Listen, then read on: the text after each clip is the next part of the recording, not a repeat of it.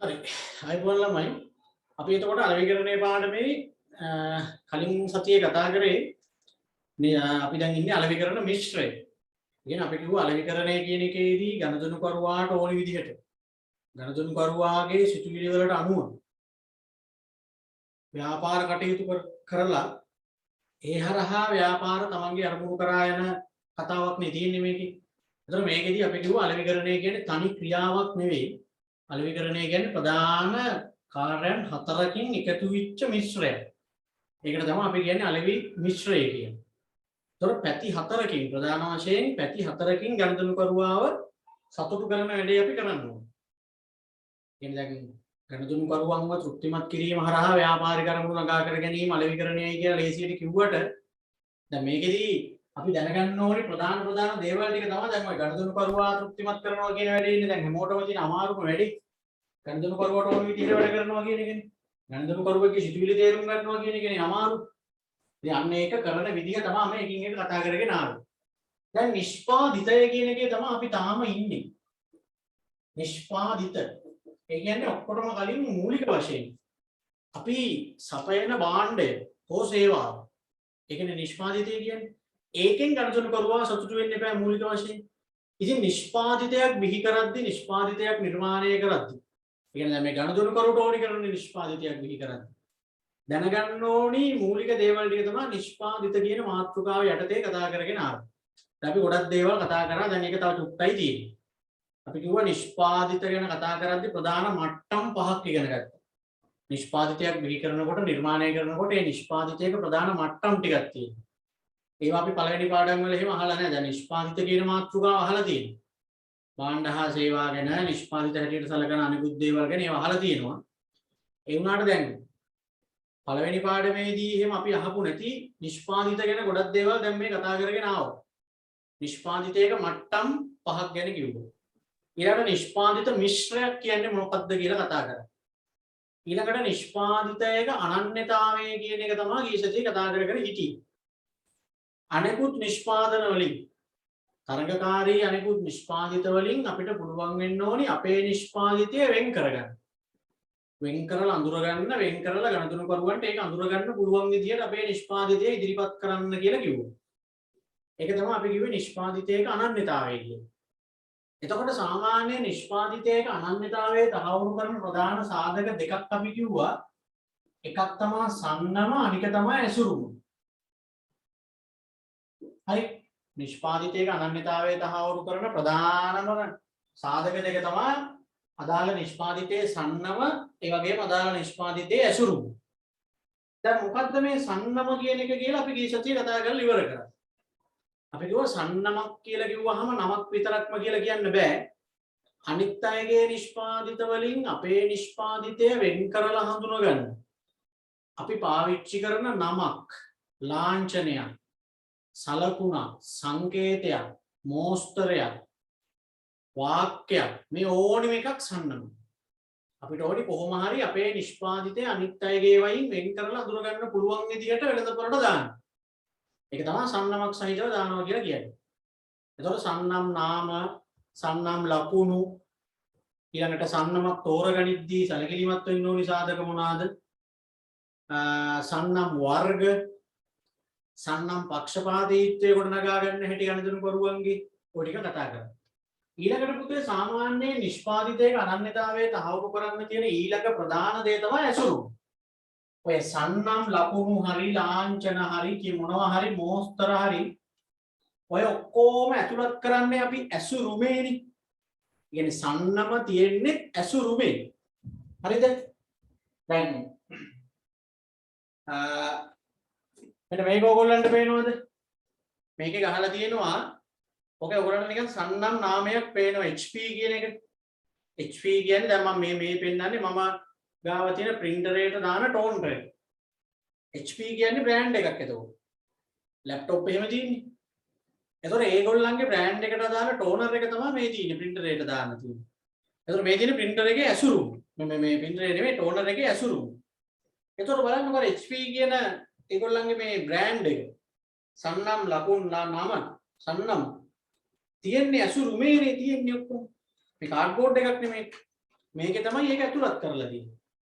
ඒක නිසා සම්නමයි ඇසුරුමයි දෙකම එකට යන්නේ. මම කිව්වා සමහර වෙලාවට අපි යම් යම් භාණ්ඩ අඳුර ගන්නවා නම බලලා. දැන් ඔය මම දැන් පෙන්නුවා වගේ එකක් printer එකක toner එකක් වගේ එකක් ඉතින් නිකන් පිටින් පෙන්නුවට මේක මේ අහවල් printer එක මේක Samsung මේක HP එක එහෙම අපි දන්නේ නැහැ. ඒක අපි නිතරම ගන්න දේ සිග්නල් වල අපිට නම බලන්න දෙයක් නැහැ. ගෙලින්ම ඇසුරුම දැක්ක ගමන් අපි දන්නවා මේවා සිග්නල් කියලා. නයිස් බෝයි කැලලක් ගත්තාම නම කියවන්න ඕනෙත් නැහැ. ඇසුරුම දැක්ක ගමන් දන්නවා. ඒ අර එකම විදිහකට ඇසුරුම ඇවිල්ලා කාලයක් වෙළඳ පෙළේ තිබිලා ඒ ඇසුරුම අපිට හුරු. ඒකනේ අනන්‍යතාවය තහවුරු කරන්න සාධක දෙකක් තියෙනවා කියලා කිව්වේ. සමහර ඒවා නම බලලා අපි අඳුර ගන්නවා. සමහර ඒවා ඇසුරුම බලලා අඳුර ගන්නවා. හරි. නම බලලා අඳුර ගන්නත් පුළුවන්, ඇසුරුම බලලා අඳුර ගන්නත් පුළුවන්. එතකොට දැන් නමේ කතන්දර ටික හරිනේ. සන්නම ගැන කතන්දර ටික හරි. අපි එනවා ඇසුරුමට. ඇසුරුම්කරණය. ඇසුරුම්කරණය කියන්නේ ක්‍රියාපදය. කරන දෙයක්. ඇසුරුම කියන්නේ තියෙන දේ. ඇසුරුම්කරණය කියන දේ කරාම ලැබෙන දේ තමයි ඇසුරුම. හරිද? ඒ කියන්නේ අපි ඕකට කියන්නේ භාණ්ඩයක දැවටුම. එහෙම නැත්නම් බහාලුම නිර්මාණය කිරීමේ ක්‍රියාවලිය තමයි ඇසුරුම්කරණය කියලා කියන්නේ. යම්කිසි නිෂ්පාදිතයක එහෙම නැත්නම් භාණ්ඩයක දැවටුම එහෙම නැත්නම් බහාලුම නිර්මාණය කිරීමේ ක්‍රියාවලිය. ඕකේදී ඔයගොල්ලෝ දැනගන්න ඕනේ කාරණා මෙච්චරයි. සාමාන්‍ය නිෂ්පාදිතයකට තියෙනවා ඇසුරුම් වර්ග 3ක්. නිෂ්පාදිතයකට තියෙනවා ඇසුරුම් වර්ග 3ක්. එකක් තමයි ප්‍රාථමික ඇසුරුම්. ප්‍රාථමික ඇසුරුම්. අනික ද්විතීයික ඇසුරුම. අනික තෘතීයික. මේ තෘතීයිකයකට සමහර වෙලාවට ප්‍රවාහන ඇසුරුම කියලා කියනවා. ඒ මොකක්ද ඒ ඇසුරුම් 3? දැන් මෙහෙමනේ ඔයගොල්ලෝ ගන්නකො ගෙදෙට්ට ගේන සිග්නල් එක. සිග්නල් ගේන්නේ දත්මදිනේව. දත්මදිනේ උන් දන්නවනේ දත්මදිනේව තියෙන සිග්නල් තත්බේ. ඕක ගේනකොට සිග්නල් එක පොඩි පෙට්ටියක් නේ ගේන්නේ අපි අර චුටි පෙට්ටියක්. ඊළඟට මේ පෙට්ටියේ අස්සේ තියෙනවා ටියුබ් එකක්. එහෙමනේ අපිට ගෙදෙට්ට ගේන සිග්නල් එක හම්බ වෙන්නේ. එතකොට ඔය ප්‍රාථමික ඇසුරුම කියලා කියන්නේ අර සිග්නල් ටියුබ් එක. ඒ කියන්නේ ඒක අස්සේනේ සිග්නල් ටික තියෙන්නේ. දන්තාලේප ටික තියෙන්නේ. ඒ කියන්නේ නිෂ්පාදිතයට ආසන්නතම ඇසුරුම. ඒක තමයි ප්‍රාථමික ඇසුරුම කියන්නේ. සිග්නල් ටික තියෙන්නේ ඔන්න ඔය ටියුබ් එක අස්සේනේ. ඒකට කියනවා ප්‍රාථමික ඇසුරුම. එතකොට දැන් මෙහෙමනේ. ඒක යොදන්නේ විශේෂයෙන්ම භාණ්ඩයට ආරක්ෂාවක් සලසන්න. කොහොමත් මෙහෙමයි. ඇසුරුමකින් කරන මූලික කාර්ය වන්නේ කුමක්ද කියලා අහුවොත් භාණ්ඩයට ආරක්ෂාවක් සැපීම තමයි උත්තරේ. දැන් වර්තමානයේදී ඇසුරුමකින් තව කාර්යයන් රසක් කරගන්න. ඇසුරුමකින් කරගන්න පුළුවන් කාර්යයන් ගොඩක් තව තියෙනවා. ඒ වුණාට දැන් MCQ එකක් එහෙම අහුවොත් ඇසුරුමකින් සිදු කරන මූලිකම කාර්ය වන්නේ කුමක්ද කියලා භාණ්ඩය ආරක්ෂා කිරීම. හැබැයි වර්තමානයේ වෙනකොට ඇසුරුමකින් තවත් කාර්යයන් රසක් කරගන්නවා කියලාත් මතක තියාගන්න. ඔක එක එක විදිහට කරකවලා අහන්න පුළුවන්.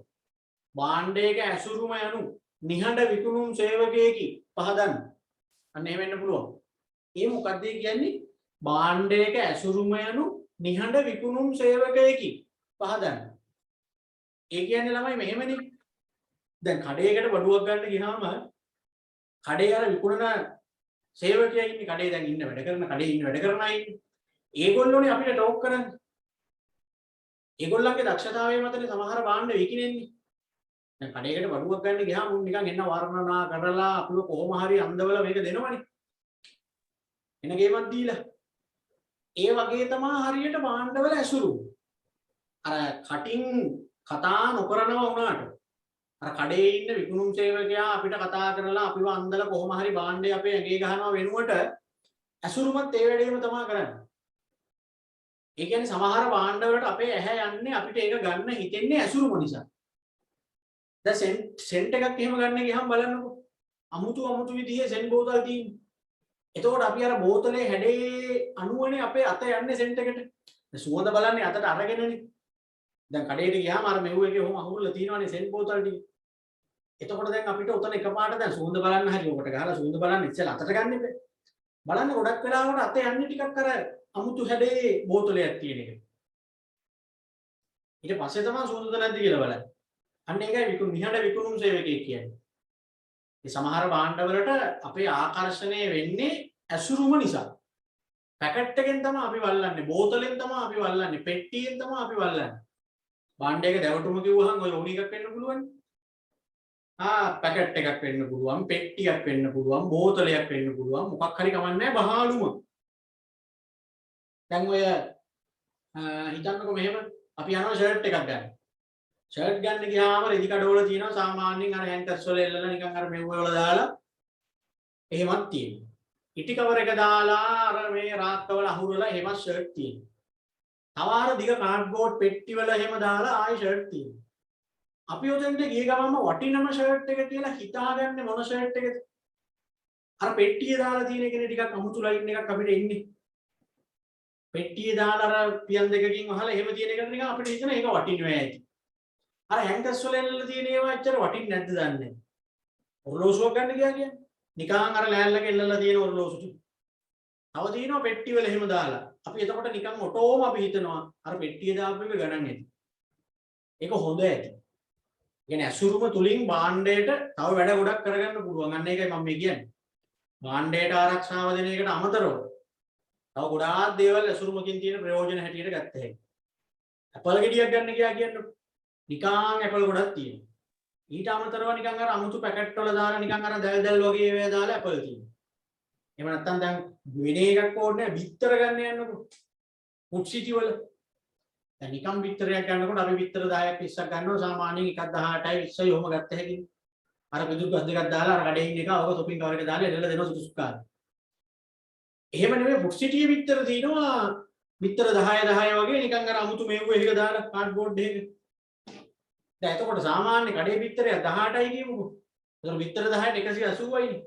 ෆුඩ් සිටියේ බිත්තර 10 ගන්නකොට 230ක් විතර වෙනවා. තව රුපියල් 50ක් විතර වැඩි. ඒ දාලා පැකට් එකට. ඒතර බලන්න නිකන් බිත්තර වල වටිනාකමට වඩා වැඩි වටිනාකමක් ගෙවලානේ අපි බිත්තර 10 ගේන්නේ. ඒවා තමයි අසුරුමකින් කරගන්න වෙන වෙන ප්‍රයෝජන. කොහොම හරි එතකොට දැන් අර භාණ්ඩයට ආරක්ෂාව සැලසීමේ අරමුණින් භාණ්ඩයට සමීපතම ඇසුරුමට අපි කියනවා ප්‍රාථමික ඇසුරු. ඒක තමයි භාණ්ඩයට ළඟම තියෙන ඇසුරු. ඒක දාන එකේ මූලික පරමාර්ථය භාණ්ඩයට ආරක්ෂාවක් සැලසීම. හරිද? ඒ ඇසුරුම දාලා තියෙනවනේ තව ඊළඟ තව ඇසුරුමක.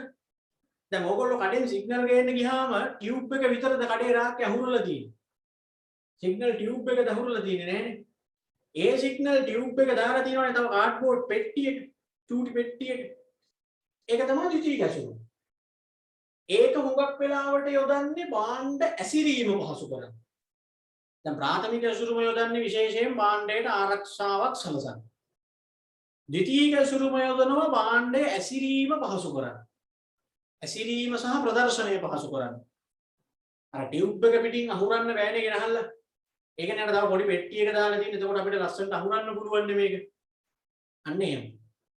ඊළඟට ඔය චූටි සිග්නල් පෙට්ටියද ගෙනහල්ලා අර ලොරියෙන් බාන්නේ දෙපැත්තෙන් අල්ලලා දෙන්නේ. චූටි සිග්නල් පෙට්ටි නෑනේ. ඒ චූටි සිග්නල් පෙට්ටි ටික දානවනේ ආයි කාඩ්බෝඩ් පෙට්ටි වල දාලානේ ගේන්නේ ලොරියේ. දැන් ගමේ තියෙන කඩේ ගාවට ලොරි වලින් ඇවිල්ලා සිග්නල් පෙට්ටි වානකොට අර චූටි සිග්නල් පෙට්ටි නෙවෙයිනේ ගෙනල්ලා එක එක ගෙන බාන්නේ ගඩොල් ගේනවා වගේ. ඒ පොඩි සිග්නල් පෙට්ටි ටික දාලා දෙනවා තව ලොකු කාඩ්බෝඩ් පෙට්ටි. ඒකට කියනවා ත්‍ෘතීයික ඇසුරුම. ඒකට ප්‍රවාහන ඇසුරුම කියලා කියන්නේ ඒකයි. ගොඩක් වෙලාවට ඒ වගේ ඇසුරුමකට යොදන්නේ ප්‍රවාහනය පහසු කරන්න. දැන් ලොරිය ගේනකොට පොඩි සිග්නල් පෙට්ටිය අහුරගෙන ගේන්න බෑනේ. ඒ නිසා පොඩි පොඩි සිග්නල් පෙට්ටි දාලා හදනවා ලොකු කාඩ්බෝඩ් පෙට්ටිය. ඒකේ තමයි ඊළඟට අරගෙන එන්නේ. පැහැදිලිද? එතකොට ඒ කියන්නේ ඒක ත්‍ෘතීයික ඇසුරුම එහෙම නැත්නම් ප්‍රවාහන ඇසුරුම කියලා කියනවා. හරිනේ? අර සමහර නිෂ්පාදිත වලට ප්‍රවාහන ඇසුරුම කියලා වෙනමම ගන්නත් පුළුවන්. වෙන රටවල් වලට එහෙම යවන ඒවා තියෙනවනේ. වෙන රටවල් වලට එහෙම යවන භාණ්ඩ තියෙනවනම් ඕන්නම් නිකන් වෙනමම ගන්නත් පුළුවන්. මොකද ඔය කාඩ්බෝඩ් පෙට්ටි වල දාලා නෙවෙයිනේ වෙන රටවල් වලට යවනකොට යවන්නේ. වෙන රටවල් වලට යනකොට යවන්නේ කන්ටේනර් වල දාලානේ. හරි. කන්ටේනර් වල දාලානේ යවන්නේ කාඩ්බෝඩ් පෙට්ටි ආයේ වෙනම පටවලනේ නෙවෙයි යවනකොට යවන්නේ. ආන් ඒකට කියන ඕන්නම් ප්‍රවාහන ඇසුරුම කියලා වෙන මෙහෙම ගන්න ඕනේ නැහැ. දැන් ඔයගොල්ලන්ට මේ මට්ටමේදී මේ තුන මතක තිබ්බනම් ඇති. හරි. නිෂ්පාදිතයක ප්‍රධාන ඇසුරුම වර්ග තුනයි. ප්‍රාථමික ඇසුරුම, ද්විතීයික ඇසුරුම, ප්‍රවාහන ඇසුරුම. හරිනේ? බලන්න. ඇසුරුම් කරන්නේ භාණ්ඩයක් සඳහා දවටනයක් හෙවත් මතු පිට ආවරණයක් එහෙම නැත්නම් බහාලුමක් නිර්මාණය කිරීමේ හා නිපදවීමේ කාර්ය ඇසුරුම් කරණය ලෙස හඳුන්වයි. ඇසුරුමක මූලිකම කාර්යය භාණ්ඩයට ආරක්ෂාවක් සැලසීම. අන්න එතන අන්ලයින් කරගන්න. ඇසුරුමකින් කරගන්න බලාපොරොත්තු වෙන මූලිකම දේ තමයි භාණ්ඩයට ආරක්ෂාවක් සැලසෙන එක. ඒක අන්ලයින් කරලා තියාගන්න.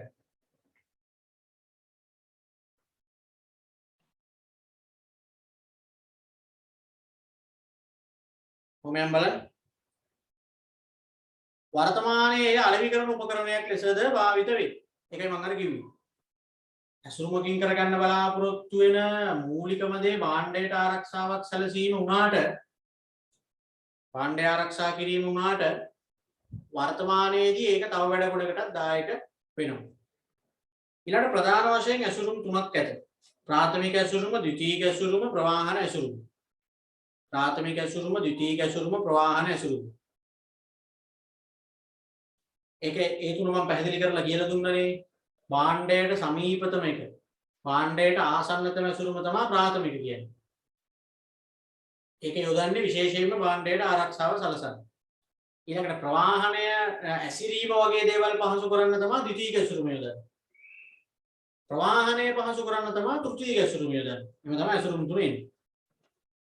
ඇසුරුමක් සකස් කිරීමේදී සැලකිලිමත් වූ යුතු කරුණු වන්නේ ඒක වැදගත්. ලියන පේපර් එකේ අහන්න පුළුවන්. දැන් ඉස්සෙල්ලා අපි කතා කරේ සන්නම ගැනනේ. භාණ්ඩයකට අනන්‍යතාවය හදා ගන්න පුළුවන් එක දෙයක් නේ සන්නම. ඒතොර එතෙන්දී අපි කතා කරා සන්නමක් තෝරා ගැනීමේදී උනත් සැලකිලිමත් වෙන්න ඕනේ කරුණු කියලා ටිකක් කතා කරා. සන්නමක් තෝරා ගැනීමේදී සැලකිලිමත් වූ යුතු කරුණු කියලා කතා කරන්නේ. අපිට ඕන විදිහට නම් දාන්න බෑ කියලා. ඒ වගේ තමයි ඇසුරුම. භාණ්ඩයකට ඇසුරුමක් නිර්මාණය කරද්දී ඒත් අපිට ඕනි විදිහට මේ ඇසුරුම නිර්මාණය කරන්න බෑ. එතෙන්දිත් තියෙනවා සැලකිලිමත් වෙන්න ඕනි කරුණු කීපයක්. බලන්න මොනවද කියලා නිෂ්පාදිතයේ ස්වභාවය බලන්න. අපි නිෂ්පාදිතයකට යොදන ඇසුරුම තීරණය කරනකොට නිෂ්පාදිතයේ ස්වභාවයට අනුව තමයි ඒක තීරණය කරන්නේ. අදාළ භාණ්ඩයේ හැටියට ඕනි ඇසුරුම හදන්න. බිඳෙන සුළු දේවල් තියෙනවා, තැලෙන දේවල් තියෙනවා, ඉක්මනට නරක් වෙන දේවල් තියෙනවා. එතකොට ඒවට ගැලපෙන්න බෑ ඇසුරුම හදන්න. දැන් මයිලෝ වගේ ඔය කොත්මලේ කිරි පැකට් වගේ ඒවා ගත්තාම ටක් ගාලා නරක් වෙන්න බලන දේවල්. ඉතින් ඒකට හුලං වදින්න නැති වෙන විදියට ඒ ඇසුරුම ගන්න සෙට් කරන්න ඕනේ. ජීවාණුකරණය කරලා මේ ඇසුරුම් තියෙන්නේ. එතකොට බිත්තර වලට වගේ නම් දැන් අර මං කිව්වේ බිත්තර ගන්න ගියාම මුක් සිටි වල තියෙන බිත්තර 10ක් දාලා අමුතු විදියට හදලා ඒ බිත්තරේ හැඩයටම කාඩ්බෝඩ් එකෙන් ඔහොම උඩට උස්සලා තියෙනවනේ. ඒතර ඒක උඩ සාමාන්‍යයෙන් ගොඩක් බර නැති මොනවා හරි දෙයක් තිබ්බත් බිත්තර ටිකට මුකුත් වෙන්නේ නැහැ. දැන් නිකන් කඩෙන් බිත්තර අරගෙන ටොපින් කවර් එක දාගෙන යන ගමන් ඕක උඩින් මොනවා හරි පොඩි දෙයක් තිබ්බත් පොඩි වෙන්න පුළුවන්. අර ඇසුරුම සාමාන්‍යයෙන් මේ බිත්තර 10 කෑලි 3-4ක් එක උඩ එක තිබ්බත් මුකුත් වෙන්නේ නැහැ. අන්න බලන්න. එතකොට ඒක භාණ්ඩයේ ස්වභාවයට ගැලපෙන ඇසුරුම යොදන්න කියන්නේ ඒක. දැන් ඔය ඉලෙක්ට්‍රික් බඩු එහෙම පැකට් කරලා වෙන විදිහ බලන්නකො. ඉලෙක්ට්‍රික් බඩු එහෙම ගෙදරට ගෙනාවාම ටීවී ඔය අනම්මනම් ඔය වගේ දේවල් ගෙනාවාම කාඩ්බෝඩ් පෙට්ටිය කල්ලා බැලුවාම ඒක ඇස්සේ තියෙනවා තව රිජි ෆෝම් වලින් මේව කරලා ගාන්න අර භාණ්ඩයේ හැඩයට නිකන් අර කවුළු වගේ හදලා ඒව ඇස්සේ දානවා. ඊට අමතරව තියෙනවා අර ටොට්ටොක් ගාලා පුපුරවන ඇට තියෙනවා. අනිකම ටොක් ගාලා පුපුරවන්නේ අර ඇට. ආන් ඒ වගේ අර ඇට මෙව්ව එකකින් ඔතලා තියෙනවනේ. කුලම් පුරවපු බෝලනේ තියෙන්නේ. එතකොට බැරි වෙලා හරිය භාණ්ඩේ බිම වෙන්නත් අර ඩිස්ප්ලේ වගේ දේවල් තියෙන ඒවට තමයි ඇට පැකට් ඇට කවරෙන් ඔතලා ඉවරයි. ඩිස්ප්ලේ එකක් තියෙනවා නම් බිම වෙන්නොත් බිඳෙනවා අත නිකන් තියුණත් බිඳෙනවා එහෙමනේ. අරක හුලගත් එක අර නිකන් වාතයනේ තියෙන්නේ අරකේ. ඒ හින්දා එහෙම මුකුත් එකපාරට හානියක් නොවෙන්න තමයි එහෙම ඔතලා ඉවරයි. අන්න බලන්න. සමහර ඒවා ඇතුලේ ආවරණය බැලුවාම තව නිකන් ඊයන් කවරයකින් වගේ ඔතලා තියෙනවා. චොක්ලට් වල එහෙම ඊයන් කොලේකිනුත් ඔතලා තියෙනවනේ. මොකද නැත්තම් දිය වෙන්න බලනවනේ. ඔන්න ඔය වගේ. ඒකෙන්ද භාණ්ඩයේ ස්වභාවය ගැන හිතන්න ඕනේ ඇසුරුමක් නිර්මාණය කරද්දී. හරිද? ඊළඟට ඇසුරුමෙන් නිෂ්පාදිතයට ලැබෙන ප්‍රයෝජන ගැන. දැන් අපි මේ යොදන ඇසුරුමෙන් මේ නිෂ්පාදිතයට මොකක් හරි ප්‍රයෝජනයක් වෙනවද කියලා බලන්න ඕනේ. කිසිම ප්‍රයෝජනයක් වෙන්නේ නැත්නම් ඉතින් ඇසුරුමක් යොදලා තේරුමකුත් නැහැ. එක්ක නිෂ්පාදිතයට අමතර ආරක්ෂාවක් ලැබෙන්න ඕනේ. එක්ක අමුතු පෙනුමක් ලැබෙන්න ඕනේ. මොකක් හරි නිෂ්පාදිතයට ලැබෙන්නේ මොනවද කියලාත් බලන්න ඕන ප්‍රයෝජන. මොකද නැත්නම් සමහර නිෂ්පාදිතයන අඳුර ගන්න අමාරුයි. කියන්නේ භාණ්ඩයේ ස්වභාවය ඔක්කොම එකයි. දැන් උදාහරණයක් විදිහට හිතන්නකෝ මිරිස් කුඩු වගේ දේවල්. දැන් කිසිම නමක් ගමක් ගහන්න නැතුව නිකන් ඉටි කවර එක පොලිතීන් කවර එක වගේ විතරක් දාලා මිරිස් කුඩු පැකට් කරලා තිබ්බොත් අපිට බෑනේ අඳුර ගන්න. ඉතින් ඒක නිසා ඒගොල්ලන්ට ඇසුරුමක් යොදන්නම වෙනවා තමන්ගේ එක වෙන් කරගන්න. නම් දැන් විජේ මිරිස් කුඩු ක්‍රීලන්න නම් මනම් ගගා නම් ගහලා වෙනම සංනම් ලාංඡන ලකුණු චිත්‍ර නම් මනම් දාලා ඒගොල්ලෝ පාවිච්චි කරන්නේ නේද? ඇල් වතුර බෝතලයක් හිතන්නකෝ. වතුර කිව්වහම වතුර දිහා බලලා අඳුර ගන්න බෑනේ. බ්‍රෑන්ඩ් එක මොකක්ද කියලා. එකම භාණ්ඩයට ඉතින් කවුරුත් බෝතල් කරලා දෙන්නේ වතුරනේ. ඉතින් ඒක නිසානේ අර ඒගොල්ලෝ බෝතලේ හැඩයෙන් එහෙම නැත්නම් බෝතලේ වටේ අලෝන ලේබලයෙන් තමන්ගේ බ්‍රෑන්ඩ් එක එහෙම පෙන්නලා නිකන් තමන්ගේ භාණ්ඩය වෙන් කරගන්න තියෙන්නේ ඒකෙන් තමයි. ඒ නිසා ඇසුරුමක් යොදනකොට නිෂ්පාදිතයට ඒකෙන් ලැබෙන ප්‍රයෝජන ගැන හිතන්න ඕනේ. එකක් තමයි නිෂ්පාදිතයේ ස්වභාවය ගැන හිතන්න කිව්වා. අදාළ නිෂ්පාදිතයට ඇසුරුමෙන් ලැබෙන ප්‍රයෝජන ගැන හිතන්න කියලා කිව්වා. දෙකයි. තුන්වෙනි එක තාක්ෂණික යෝග්‍යතාවය. දැන් භාණ්ඩ වලට ඇසුරුම් හදනවා කියන එක මේ අපිට ඕනි විදිහට ටක් ගාලා හැදුවා ඇසුරුම දැම්මා මාකට් එකට දැම්මා එහෙම බෑ. භාණ්ඩයකට ඇසුරුමක් නිර්මාණය කරනකොට ඒ ඇසුරුමේ තියෙන තාක්ෂණික යෝග්‍යතාවය බලන්න ඕනේ. ඒ තාක්ෂණික යෝග්‍යතා පරීක්ෂණ වලට එහෙම දාලා ඇසුරුම් මධ්‍යස්ථානයට යවලා ඒගොල්ලන්ගෙන් අනුමැතිය එන්න ඕනේ. සමහර නිෂ්පාදිත වලට බෙහෙත් ಜಾති වලට රසායනික ද්‍රව්‍ය වලට ආහාර වලට අපිට හිතුවනා අපිට ඇසුරුමක් දාලා ඒක වෙළඳ පොළට දාන්න බෑ. දැන් නිකන් හිතන්නකෝ මයිලෝ එකක්. ඔයා ඕවා වගේ දේවල් ඇවිල්ලා පොඩ්ඩක් එහෙම මේ වෙච්ච ගමන් බැක්ටීරියා නම් මනම් හැදිලා විෂ වෙනවා. ආසාදනය වෙනවා. ඒ නිසා අපිට නිකන් ආවට ගියාට ඇසුරුමක් කියලා අපි නිකන් හදාගෙන ඒකට ඒ ඇසුරුම අනුව මාකට් එකට වඩු දානවා. එහෙම බෑ ඒවා අනුතුරක් වෙන්න පුළුවන් ආකාරයේ ආහාරනේ. ඉතින් අර තාක්ෂණික යෝග්‍යතා පරීක්ෂණයෙන් පාස් වෙන්න ඕනේ. ඉලෙක්ට්‍රික් බඩු වලට, කරන්ට් බඩු වලට ඒ ඇසුරුම හරියට ප්‍රමිතියට තියෙන්න ඕනේ. හරි? ඒක තමයි තාක්ෂණික යෝග්‍යතාවය බලනවා කියන්නේ. දැන් මොනවාද අපි මේ කතා කරන්නේ? ඇසුරුමක් තීරණය කිරීමේදී සලකා බලන සාධක. අපිට ඕනේ දැන් අපේ භාණ්ඩයකට ඇසුරුමක් හදාගන්න. දැවටුමක් හදාගන්න. එක්ක පැකට් එකක්, එක්ක බෝතලයක්, එක්ක පෙට්ටියක් මොකක් හරි. එතෙන්දි සලකා බලන සාධක තමයි දැන් මේ කියන්නේ. එකක් තමයි අපි කිව්වා නිෂ්පාදිතයේ ස්වභාවය බලන්න. ඇසුරුමෙන් නිෂ්පාදිතයට ලැබෙන ප්‍රයෝජන ටික ගැන හිතන්න. දැන් කිව්වා තාක්ෂණික යෝග්‍යතාවය ගැනත් බලන්න. ඊළඟට ඇසුරුමේ අංග. අනික දැන් අපි මේ ඇසුරුම හදනකොට විශේෂයෙන් සැලකිලිමත් වෙන්න ඕනි මේකේ දිග, පළල, උස ඒ දේවල්. මොකද සමහර ඇසුරුම් තියෙනවා ඒක නිකන් අර ඒ අහුරන්න එහෙම ගියාම හරි අමාරුයි. එක්කෝ භාණ්ඩයට වඩා ඇසුරුම ලොකුයි. එක්කෝ දිග වැඩි, උස වැඩි. එහෙම වෙන්නත් බෑනේ. ඒක කොහොමත් හිතන්න බෑ ඇසුරුම හදනකොට. අපි මේ භාණ්ඩයට හදන ඇසුරුම කොච්චර දිගක් පළලක් එහෙම වෙන්න ඕනේද කියලා. දැන් බලන්න ෆෝන් එකක් එහෙම අලුතෙන් ගත්තාම ෆෝන් එකත් එක්ක දෙන පෙට්ටිය. නිකන් මෙහෙට තල්ලු කරන්න තියෙනවා. නිකන් අර මේකක් අස්සෙන් වගේ. ඊළඟට ඒකේ අර අමුතුයිනේ පොඩ්ඩක් නිකන් බලන්නකො විවෘත කරා. ඒවා මේ නිකන් ආවට ගියට හදන ඒවා නෙවෙයි. ඒවා ඉතින් ඒගොල්ලෝ මේ පරිශන කරලා තමයි මේ ෆෝන් එකකට වගේ හේකට ගැලපෙන්නේ මේ විදිහේ ඇසුරුමක් කියලා එහෙම හදලා තියෙන්නේ. හරිද? ඒ නිසා ඇසුරුමේ අංග ගැන හිතන්න ඕනේ. දිග, පළල, බර ඒවා බලන්න ඕනේ. මොකද දැන් භාණ්ඩේ කිරලා දෙන භාණ්ඩයක් වගේ වුණොත් එතකොට දැන් ඇසුරුමටත් බරක් ලොකු බරක් වැටුනොත් එහෙම එතනට මේ පාරිභෝගිකයා අයකටත් වෙනම ගෙවලනේ එතකොට. ඒ හින්දා ඒක ඔක්කොම බලන්න ඕනේ. තාක්ෂණික යෝග්‍යතාවය ඇසුරුමේ අංග වෙලෙන්දාට ඇති පහසු. ඒ කියන්නේ පුතේ සාමාන්‍යයෙන් අපේ නිෂ්පාදිතයේ නොදන ඇසුරුම මේ භාණ්ඩ විකුණන වෙලෙන්දට පහසු එකක් වෙන්න එපා. දැන් කඩේට ගෙනහල්ලා කඩේ රාක්කේ හරි ෆ්‍රිජ් එකේ හරි බිම හරි කොහේ හරි දැන් මේ භාණ්ඩ ටික මුදලාලි ගෙනල්ලා අහුර ගන්න එපා.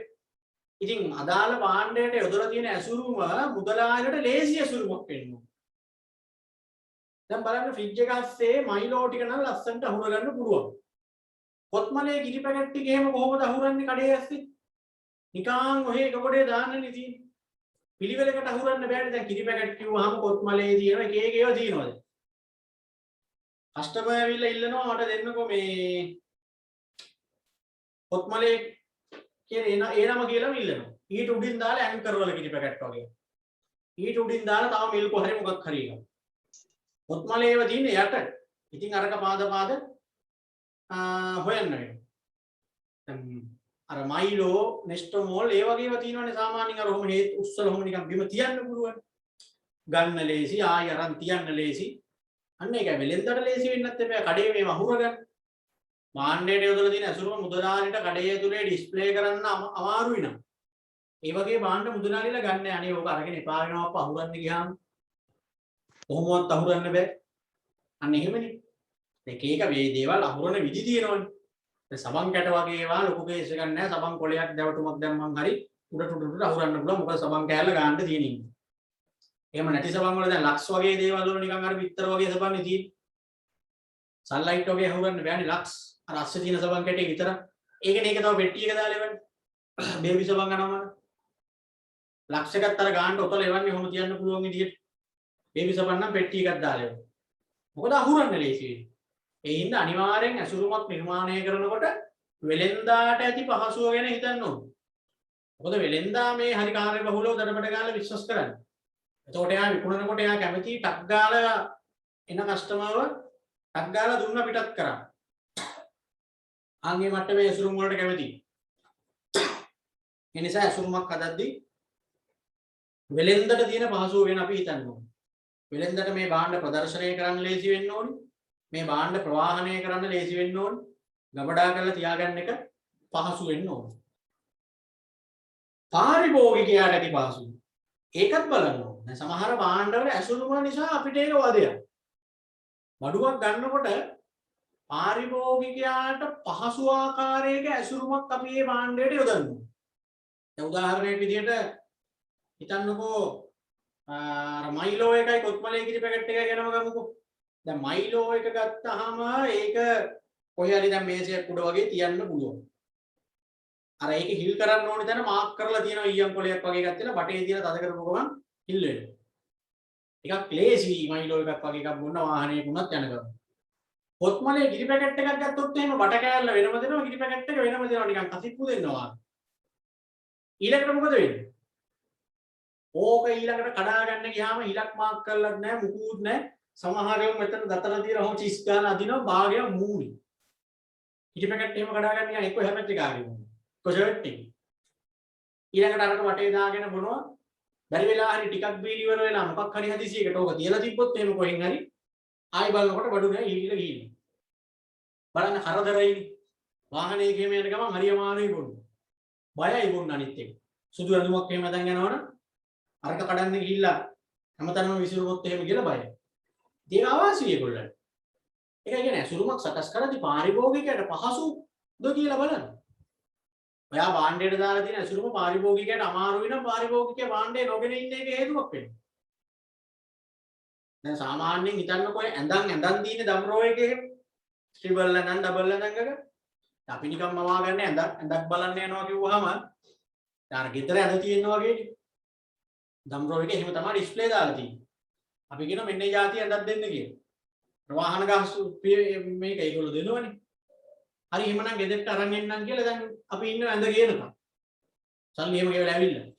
දැන් අපි මවාගෙන ඉන්නේ අර ලොරි එක තට්ටු උඩ දාගෙන උස්සගෙන නිකන් අර ගෙදර එක කාමරයකින් අනිත් කාමරයට ඇඳක් ගන්නවා වගේ තුන් හතර දෙනෙක් උස්සගෙන ඇවිල්ලා ගේ අසෙන් තියයි කියන්නේ. උන් ගේන්නේ කාඩ්බෝඩ් පෙට්ටි දෙකනේ. ඒක ඇස්සේ තමයි ඇඳ තියෙන්නේ. ටෑලි ටිකයි අර ටිකයි සේරම එකින් එක එළියට අරගෙන මෙන්න ගෙනහල්ලා ගේ ඇස්සේ හයි කරනවා. අර කොච්චර ලේසිද කියලා පාරිභෝගිකයට දැන් ඇඳක් අරගෙන එනවා පුහන් තැනකට දැන් සාමෝල් පරණ ගෙවල් එහෙම අස් කරගෙන මිනිස්සු යන්නේ හිටපු ගමන් වෙන ගෙවල් වලට කඩි ලොරි ගෙනහල්ලා ඇඳන් අල්මාරි එහෙම උඩ තියාගෙන එහෙම එපා යන්නේ. දර වගේ ඇඳන් කියන්නේ මොකද? තනකින් තනකට ගිනියනවත් ලේසි. ටට්ටක් ගාලා ඇන ටික ගෙලෙව්වා. මුළු ඇඳම පෙට්ටි දෙකකට අහුරගත්තා. පෙට්ටි දෙක විතරයි කොහෙද පටව ගන්න තියෙන්නේ. අන්න ඒකයි පාරිභෝගිකයට තියෙන පහසුව හිතන්න ඕනි භාණ්ඩ වලට අසුරුමක් දාන්න. සැමන් ටින් එකක් ගන්නකො. දැන් සැමන් එකක් ගත්තාම අපිට මතකයි ඉස්සර සාමාන්‍යයෙන් ගෙදරට සැමන් එකක් ගෙනාවාම අර මුවක් පෙට්ට පිහියක් එහෙම තියලා අපේ අම්මා එහෙම ඔය පිහියව තියලා ඕකට මිටියකින් ගහලා එහෙම තමයි සැමන් එක කඩන්නේ. සමහර වෙලාවට සැමන් එක අසසින් ඉස්ම ටික මූණෙත් එක්ක චොස් ගාලා නිකන් තැමිලි ගෙඩිය කැපුවා. දැන් සමන් වෙනවා කෙලින්ම අර නිකන් බියර් ටින් එක කඩන්නවා වගේ කඩන්න තියෙනවා. අර මේකක් තියෙනවා ටිස් කාපු ගමන් පියන කැඩෙනවා. ලේසි. ඉතින් ගොඩක් මිනිස්සු අර දැන් සමන් ගන්න ගියාම වර්ග දෙක තුනක් තියෙනවා නම් අර පියන තියෙන සමන් එක ගන්නවා අර හේතුව නිසා. අස්සේ තියෙන සමන් ටික රහයිද නැද්ද කියලා මුකුත් එච්චර අවුලක් නැහැ. එතන ප්‍රධාන වශයෙන් අපිට ඒකට අවධානය යන්න හේතුව තමයි ආරි මාරයි මේක නිකන් මේක හරි ලේසිනේ කඩන්න. නිකන් අර ඇඟිල්ල දාලා මුස්සන්න තියෙන්නේ. ඔස් ගාලා අතට එනවා පියේ. අන්න ඒ වගේ පාරිභෝගිකයට පහසු වෙන්න අපි ඇසුරුම හදන්න ඕනේ. දැන් ට්‍රිප් එකක් එහෙම යනකොට මේ වගේ වෙලාවට ඔය සමන් ටික නරක මේකකින් ගිහිල්ලා ඕවා කඩන්න ආමුද ගෙනියන්න ඕවා කරන්නේ නැහැනේ. අර වගේ සමන් එකක් තමයි මේ වෙලාවට අපි හදිස්සියට ගන්න. හරි ලේසි ඔක කඩන්න එහෙම ලේසි. අනිත් ඒවා වගේ නෙවෙයි. අන්න බලන්න. පාරිභෝගිකයට පහසු හිතන්න ඕනේ අනිවාර්යයෙන්. ඇසුරුමක් නිර්මාණය කරන්න ඕනේ. දැන් වතුර බෝතලයක් වුණත් ඔය සමහර වතුර බෝතල් දෙන රුපියල් 80ට 70ට තියෙන වතුර බෝතල්. ඒ වතුර බෝතල් තියෙනවා එල්ලන් යන අණ්ඩක් තියෙනවා. ඒකත් අපිට ලේසියක් නේ. දැන් ඉස්සර ආව ඔය මෙගා බෝතල් එන්නේ කොකා කෝලා ෆැන්ටා නම් මෙගා බෝතල් දැන්ටත් තියෙනවා මං හිතන්නේ. ඒ මෙගා බෝතලුත් ආව අණ්ඩක් එක්ක. ඒක බලන්න පාරිභෝගිකයාගේ සම්පූර්ණ අවධානය අනිත් බ්‍රෑන්ඩ් වලට වඩා ඒ අණ්ඩක් එක්ක වෙන බෝතලේ තියෙන බ්‍රෑන්ඩ් එකට නිකම්ම යනවා. අපිට උනක් කඩේට ගියාම දැන් ට්‍රිප් එකක් ගිහලා හදිස්සියේ වෑන් එක මග නවත්තලා එකෙක් යනවා කඩේට මෙගා බෝතලයක් ගේන බීම එකක්. ඌ බලනවා දැන් දඩපඩ ගාලා බීම වර්ග දෙක තුනක් තියෙනවා අණ්ඩ තියෙන එකට තමයි ටක් ගාලා අත යන්නේ. ලේසි. නැත්තම් ඕක ගිහිල්ල ගහගෙන එපා ඇවිදින තැන් වල ඇවිදින්න. අරක එහෙම නෑ ඇඟිල්ල එල්ලගත්ත ඔහෙ ගියා. අන්න බලන්න පාරිභෝගිකයාට තියෙන පහසුව හැම වෙලේම ව්‍යාපාරිකයා හිතන ඇසුරුමක් නිර්මාණය කරන්න. ඊළඟට පරිසර හිතකාමී බව. ඒකත් ඉතින් ඇසුරුමක් සකස් කරද්දී බලන්න ඕනේ. මොකද අපි මේ භාණ්ඩයට යොදන ඇසුරුම පරිසරයට හානි කරයි නම් ඒක ඉතින් හොඳ නෑනේ. අපේ මේ ඇසුරුම සාමාන්‍යයෙන් පරිසරයට අවුලක් නැති වෙන විදිහට හදන්න අපි try කරන්නේ. දැන් උදාහරණයක් විදිහට සාමාන්‍යයෙන් ගොඩාක් ඇසුරුම් තියෙන්නේ අපි භාණ්ඩය අරගෙන ඇසුරුම විසි කරන ඇසුරුම් නේ තියෙන්නේ. ඉතින් කඩදාසි වගේ දේවල් අවුලක් නැහැ. දැන් දි รา පත් නොවන දේවල් එහෙමනම් ඉතින් අපරාධනයක පරිසරයට කරන හානියකුත් වෙනවා. ඔන්න එහෙමනම් හතක් කිව්වා. මොනවාද? ඇසුරුමක් සැලසුම් කිරීමේදී සැලකිය යුතු කරුණු. භාණ්ඩයකට ඇසුරුම. එහෙම නැත්නම් අපි කියනවා දැවටුම. එහෙම නැත්නම් කියනවා බහාණුම. ප්ලෑන් කරද්දී මොන වගේ දේවල්ද හිතන්න ඕනි කියලා තමයි අපි අහන්නේ. ඒතර හිතන්න ඕනි දේවල් තමයි දැන් ඔය කියේ පහක්වත් මතක තියාගන්න. නිෂ්පාදිතයේ ස්වභාවය. නිෂ්පාදිතයේ ඇසුරුමෙන් ලැබෙන ප්‍රයෝජන. පාරිභෝගිකයට ඇති පහසුව වෙළෙන්දාට ඇති පහසුව එතන මාතරයි. තාක්ෂණික යෝග්‍යතාවය. මේක රටේ නීති රීති වලට පොන්දේසි වලට යටත්ද කියන එක. හරි. ඔන්න ඇසුරුමක් සකස් කිරීමේදී සැලකිලිමත් විය යුතු කරුණු. තුන හතරක් මතක තියාගන්න. ඊළඟට ඇසුරුමකින් අත්කරගත හැකි ප්‍රතිලාභ කියලා උතන දීලා තියෙනවා. දැන් මම කිව්වනේ ඇසුරුමකින් අපි කරගන්න බලාපොරොත්තු වෙන මූලිකම දේ මොකද්ද? ඇසුරුමකින් අපි කරගන්න බලාපොරොත්තු වෙන මූලිකම දේ තමයි භාණ්ඩයට ආරක්ෂාවක් සැලසීමනේ. ඇසුරුමකින් කරගන්න බලාපොරොත්තු වෙන මූලිකම දේ භාණ්ඩය ආරක්ෂා කිරීම. හැබැයි මම ඒත් එක්කම කිව්වා වර්තමානයේදී ඇසුරුම් වලින් මිනිස්සු මීට වඩා දේවල් කරගන්නවා.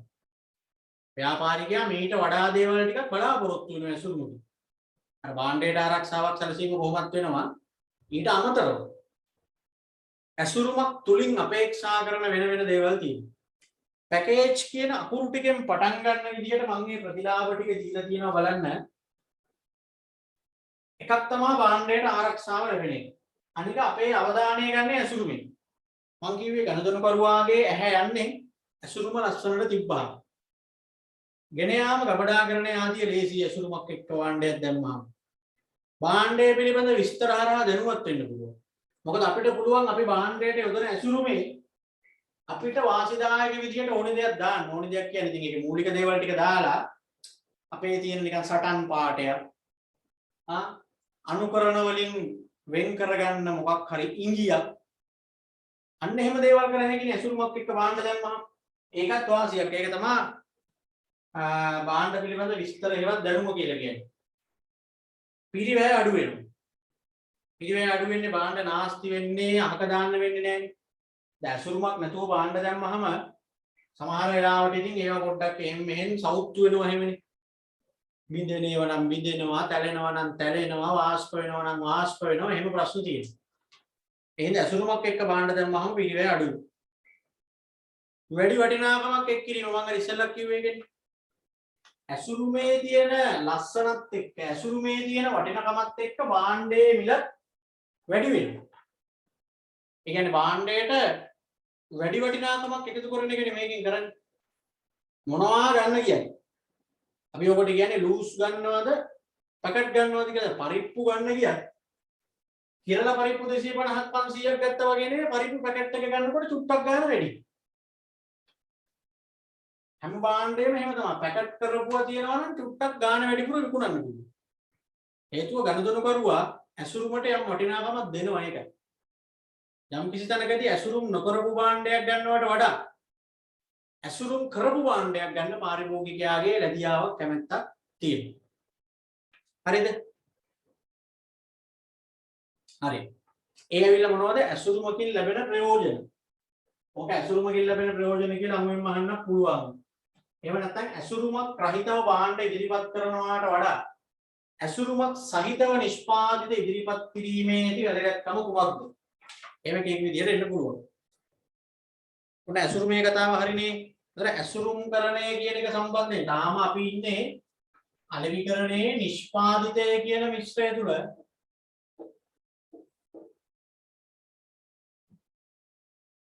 ඒකේ තමයි මුලින්ම කතා කරේ මේ මට්ටම් පහක්. ඊළඟට දැන් මේ කතා කරගෙන ඉන්නේ අනන්‍යතාවය හොයන විදිය භාණ්ඩේ. අනන්‍යතාවය හොයන එක විදිහක් තමයි ගේෂතේ කතා කරලා ඉවර කරේ සම්නම්. භාණ්ඩයක අනන්‍යතාවය තහවුරු කරන අනිත් දේ තමයි ඇසුරුම. ඒ ඇසුරුම ගැන තමයි දැන් මේ කතා කරගෙන ඉන්නේ. ඉතින් අපි ඇසුරුම් වර්ග තුනක් ගැන කතා කරා. ඇසුරුමක් එක්ක භාණ්ඩ දාන එකේ ප්‍රයෝජන කතා කරා. ඇසුරුමක් සකස් කිරීමේදී අවධානය යොමු කළ යුතු කරුණු කියලා කරුණු හතරක් කතා කරා. හතරක් නෙවෙයි හතක් කතා කරා. ඇසුරුමක් සකස් කිරීමේදී සැලකිලිමත් යුතු කරුණු. හරිනේ. ලේබල් කරණය කියලා කියන ඊළඟට. ඒතර ඇසුරුම්කරණයයි ලේබල් කරණයයි දෙකක්ද? වචන වලින් නම් දෙකක් විදියට ගත්ත හැකි. ඇත්තටම පුතේ ලේබල් කරණය කියලා කියන්නේ අර ඇසුරුමේ යොදන තොරතුරු ටිකට ලේබලය කියන්නේ ඒක එතකොට. ඕක පෙට්ටියක නම් print කරලා දෙන්නේ. භාණ්ඩය පිළිබඳ පාරිභෝගිකයට දෙන්න ඕනි විස්තර ටික ඔක්කොම ටයිප් කරලා දෙනවා. අදාළ පෙට්ටියේ හරි පැකට් එකේ සෝයා මීට් පැකට් එකක් ගන්නකො. අඩංගු ද්‍රව්‍ය කල්ලිකුත් වීමේ දින නිෂ්පාදිත දින භාවිතයට උපදෙස් මේ ඔක්කොම ටික ඒක print කරලාම තියෙනවනේ. සකස් කරන හැටි පවා තියෙනවා. ඒකත් ලේබල් කරන්නේම තමයි. හරිනේ. එතකොට ඇසුරුමේ ඇතුළත් තොරතුරු ටිකට තමයි අපි කියන්නේ ලේබලය කියන්නේ. ඇසුරුමේ තියෙන තොරතුරු ටික ලේබලින්. පැහැදිලිද ඒක? ඇසුරුම කියන්නේ දැවටුම. භාණ්ඩයකට යොදා ගන්න. ඒ ඇසුරුමේ තියෙන තොරතුරු ටික තියෙන්නේ. ඒ අදාළ භාණ්ඩය ගැන විස්තර මොනවා හරි ඇසුරුමේ තියෙනවනේ. ආන් ඒ විස්තරයට කියනවා ලේබල් කරණය. හරිනේ. ලේබල් කරණයයි ලේබලයයි කියන එක කියවනේ.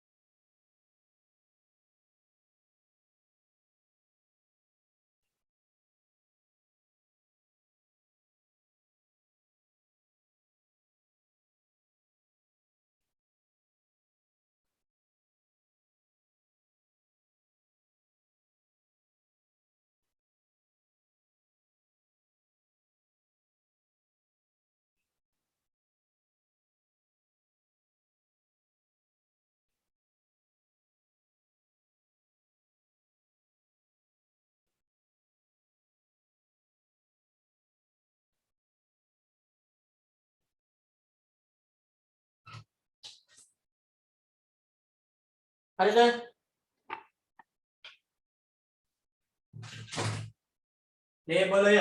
ලේබල් කරණය නිෂ්පාදිතය භාවිතයට පරිහරණයට අවශ්‍ය තොරතුරු ඇසුරුමේ දැක්වීම හෝ පාරිභෝගික ආකර්ෂණය සඳහා ලේබලයක් නිර්මාණය කිරීම හා ඒට අදාළ ක්‍රියාවලිය ලේබල් කරණය ලෙස හඳුන්වයි. ලේබල් එක කියන්නේ ඉතින් අර තොරතුරු දාන ඒ අලවන කොල කෑල්ලනේ. දැන් ලේබල් කරන්නේ තියෙනවා නිකන් අලුත් පැත්තක්. ඒ ඉස්සර නම් ලේබල් එක කිව්වහම ඔය අපි දැන් ගන්න සෝයා මීට් පැකට් එකක් වගේ ඔක්කොම විස්තර ටික ඒකේ තියෙනවනේ print කරලා. දැන් ලේබල් වල බාකෝඩ් එකක් නේ තියෙන්නේ. QR ස්කෑනර් QR කෝඩ් නේ දැන් තියෙන්නේ. බාකෝඩ් කියන එකටත් වඩා දැන් අර බාකෝඩ් එක කියන නිකන් ඉරි ටිකනේ. දැන් කෙලින්ම මේක එන්නේ QR කෝඩ් එකක් විදියට. අර කොටුවක් වගේ එන්නේ. හරි. තව මම ඔයගොල්ලන් දැන් අතේ තියෙන ටියුබ් එකේ මගේ ටියුබ් එකේ පිටිපස්සේ තියෙන QR කෝඩ් එකක් බලන්න. ඔකත් නිකම්ම දාපු එකක් නෙමෙයි. ඔකට ඔය QR ස්කෑනර් කියලා ඔයගොල්ලන්ගේ ෆෝන් වල තියෙනවනම් ඔකට අල්ලපු ගමන් ඉතින් ඕකේ මොනවා හරි මට මම දාලා තියෙන විස්තරයක් තියෙනවනම් ඕකෙන් පෙන්නනවා. අපිට පේන්නේ නැති වුණාට ඔය කොටුව ඇස්සේ තියෙන්නේ මොනවා හරි විස්තරයක්. ඔයයන්ම මහ ලොකු දෙයක් නෑ. මගේ ඔය පන්ති ටයිම් එක හරි මොනවා හරි එහෙම නැත්නම් ළමයි නම්බර එකයි හරි මොනවා හරි ඇති. හරි. ඉතින් ඒක ලේබල් එකක් නේ එතකොට. මහා ලොකු විස්තරයක් පල්ලෙහාට යලවන්න ඕනේ නෑ.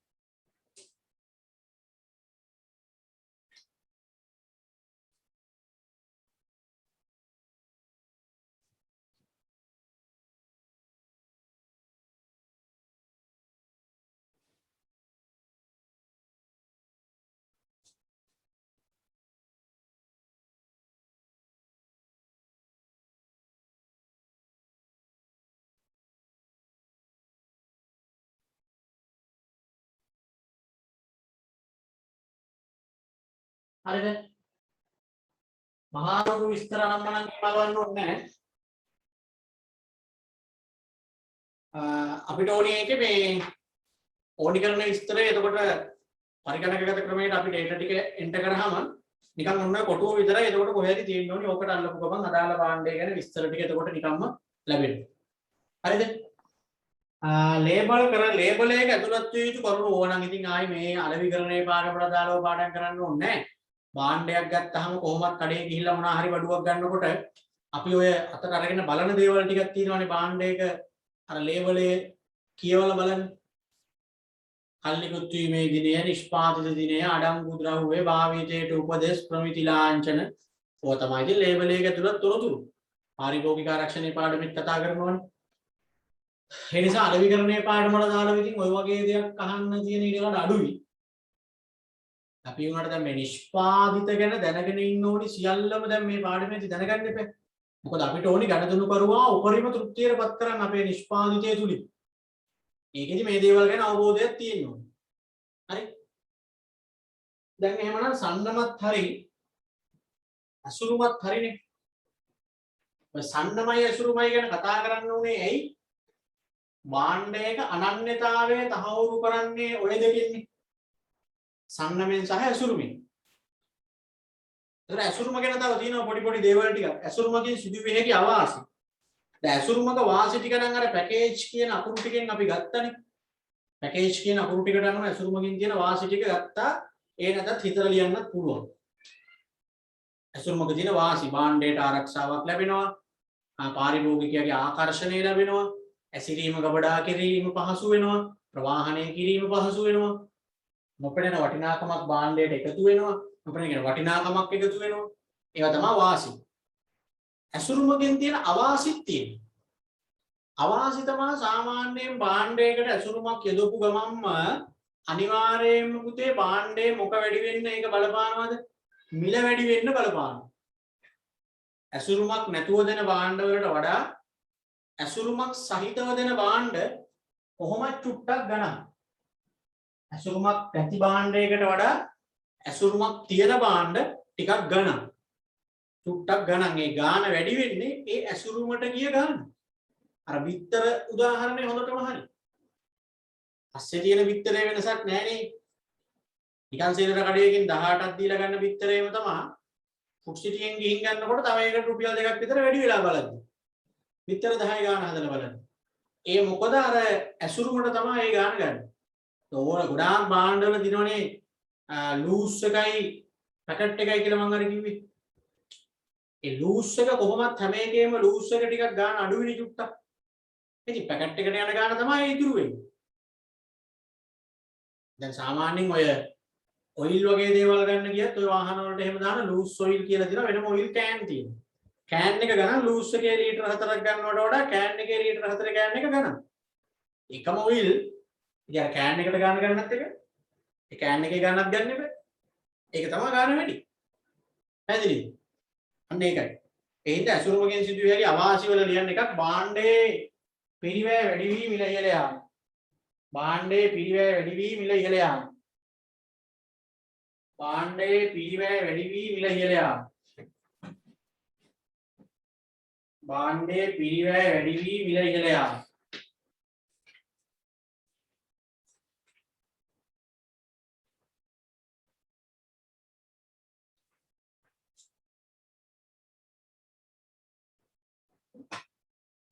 එකක් තමයි අසුරුමගෙන් තියෙන අවාසියක් මේක අර භාණ්ඩේ නිෂ්පාදන පිරිවැය වැඩි වෙලා නිකන් මිල වැඩි වෙනවා. අනික පරිසර දූෂණය සඳහා හේතු වීම. පරිසර දූෂණය සඳහා හේතු වීම. ගොඩාක් ඉතින් ওই භාණ්ඩවල අසුරුම් නිසානේ පරිසර දූෂණය සිද්ධ වෙන්නේ.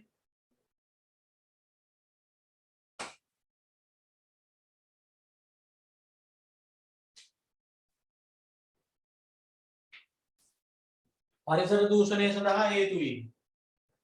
ඒක අනිවාර්යෙන් බලපානවා. දැන් ওই පොලිතීන් කවර වල තියෙන බිස්කට් පැකට් එකක් අනම්මනම් ගත්තාම ඔය පැකට් එක ඉතින් ගෙදර ගෙනහල්ලා කෑවත් පාරිදි කෑවත් ඔය පැකට් එක කොහොම හරි මේ පරිසරයට මුදා හැරෙනවනේ. බෝතල් හරි ප්ලාස්ටික් වතුර බෝතල් බීම බෝතල් මේ ඔක්කොම යෝගට් කප් මේවා නිසානේ පරිසරය ගොඩාක් විනාශ වෙලා තියෙන්නේ. ඉතින් ඒවා ඇසුරුම් කරන්නේ අවශ්‍යයක් තමයි. තව එකක් කියන්නේ භාණ්ඩේ නැති වටිනාකමක් ආරෝපණය වීම. භාණ්ඩයට නැති වටිනාකමක් ආරෝපණය වීම.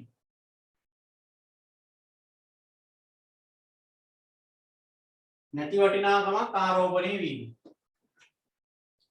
ඒ කියන්නේ අර විතර උදාහරණයේදී මම කිව්වේ ඇත්තටම වටින්නේ නැහැ ඒත් ඉතින් වැඩි ගාණක් දෙන්න වෙනවා.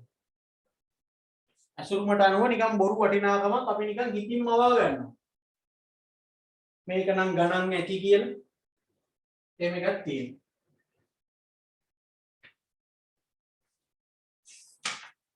හරි. ඔන්න එහෙමනම් නිෂ්පාදිතයක අනන්‍යතාවය කියන මාතෘකාව හරි. දැන් අපි තාම ඉන්නේ අලෙවිකරණ මිශ්‍රයේ පළවෙනි සංරචකය. මොකද්ද? නිෂ්පාදිත.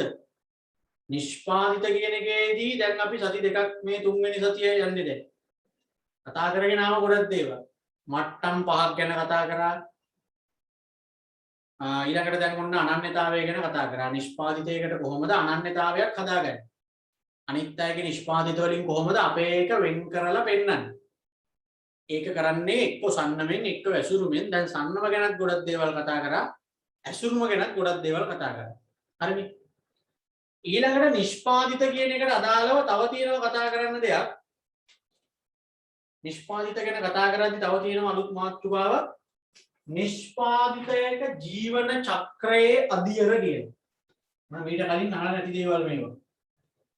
ජීවන චක්‍රයේ අදියර කියලා පුතේ මෙතනක් තියෙනවා උගන්වනවා පහක්. හරිද? දැන් නිෂ්පාදිතයක මට්ටම් කියලා පහක් උගන්වන්නේ. ගොඩාක් ළමයි පේපර් වල ප්‍රශ්න අහම මට්ටම් පහ කියන එකයි මෙන්න මේ ජීවන චක්‍රයේ අදියර පහයි පටල ගන්නවා. අනික එක වගේ හින්දා. මට්ටම් පහ දැන් උගන්වලා ඉවරයි. හර ප්‍රතිලාභ කියන දේ මට්ටම එහෙම නැත්නම් මූලික ප්‍රතිලාභය, මූලික නිෂ්පාදිතය, අපේක්ෂිත නිෂ්පාදිතය, වර්ධිත නිෂ්පාදිතය, විභව නිෂ්පාදිතය කියන. අර නිෂ්පාදිතයක් නිර්මාණය කරද්දී ඒකෙදි අපි හඳුනගන්න එක එක මට්ටම්. දැන් මෙතන කියන්නේ නිෂ්පාදිතයක ජීවන චක්‍රය. ජීවන චක්‍රය කියන්නේ පුතේ නිෂ්පාදිතයක් මාකට් එකට එන්න කලින් ඉඳලා කවදා හරි මේ මාකට් එකෙන් එළියට යනකම් මේ නිෂ්පාදිතය ගමන් කරන රවුම. දැන් අපේ ජීවන චක්‍රය කොහොමද හැදිලා තියෙන්නේ කියන්නේ මිනිස්සුන්ගේ මං කියන්නේ. අපි හැමෝටම තියෙන ජීවන චක්‍රය. අපි පටන් ගන්නෙ කොතනින්ද මේ වැඩේ? උයි ඒක දන්නේ. මං අහන්නේ සාමාන්‍යයෙන් මිනිහෙක්ගේ ජීවන චක්‍රය පටන් ගන්නෙ කොතනින්ද? ඔය කියන්න බලන්න කවුරු හරි? ඒ 21 ළමයි මේ ඊට අනිද්දා විභාගෙ යන්නේ අපේ ජීවන චක්‍රය පටන් ගන්න කොහෙන්ද මං අහන්නේ ආරම්භය කොතනද? කොහෙද?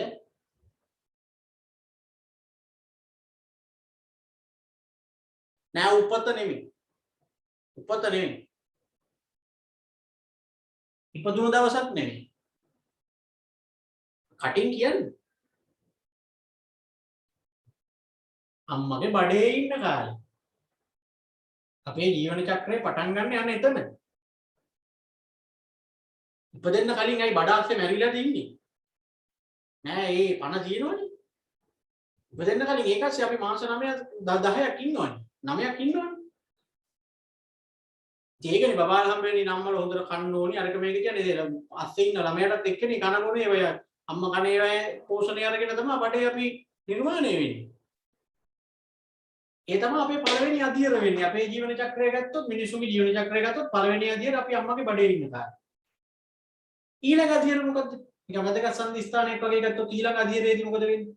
මාස 9ක් 10කට ආසන්න කාලයක් බඩේ ඉඳලා ඔන්න ඉපදෙනවා. අන්න දෙවෙනි අදියර.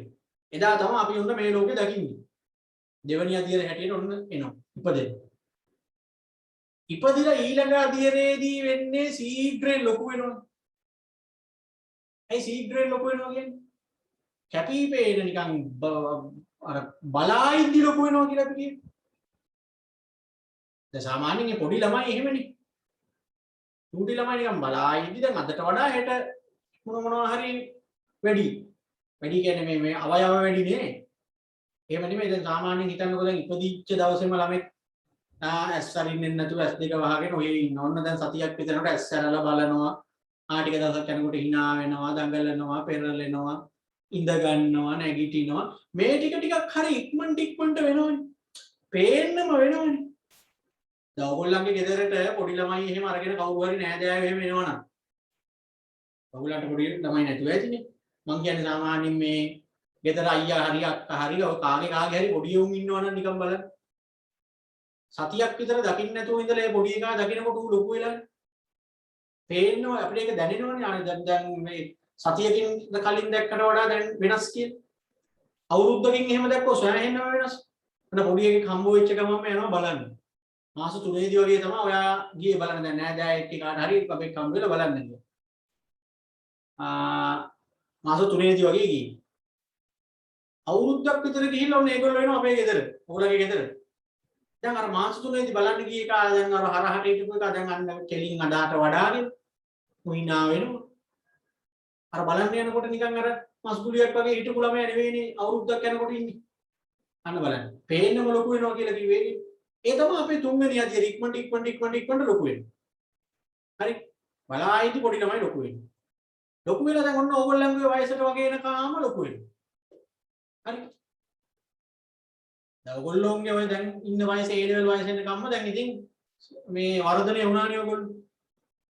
දැන් ඔතනින් පස්සේ සාමාන්‍යයෙන් දැන් මේ මම ඉන්න වයස වගේ ඉතින් දැන් අවුරුදු මට 32යි. දැන් මේ වයස වගේ එනකම්ම අපි ටිකක් වර්ධනය වෙනවා ඉතින්. දැන් මෙතනින් පස්සේ අපි වර්ධනයක් වෙන්නේ නැහැ සාමාන්‍යයෙන්. දැන් වර්ධන අධියර පහුවෙලා තියෙනවා.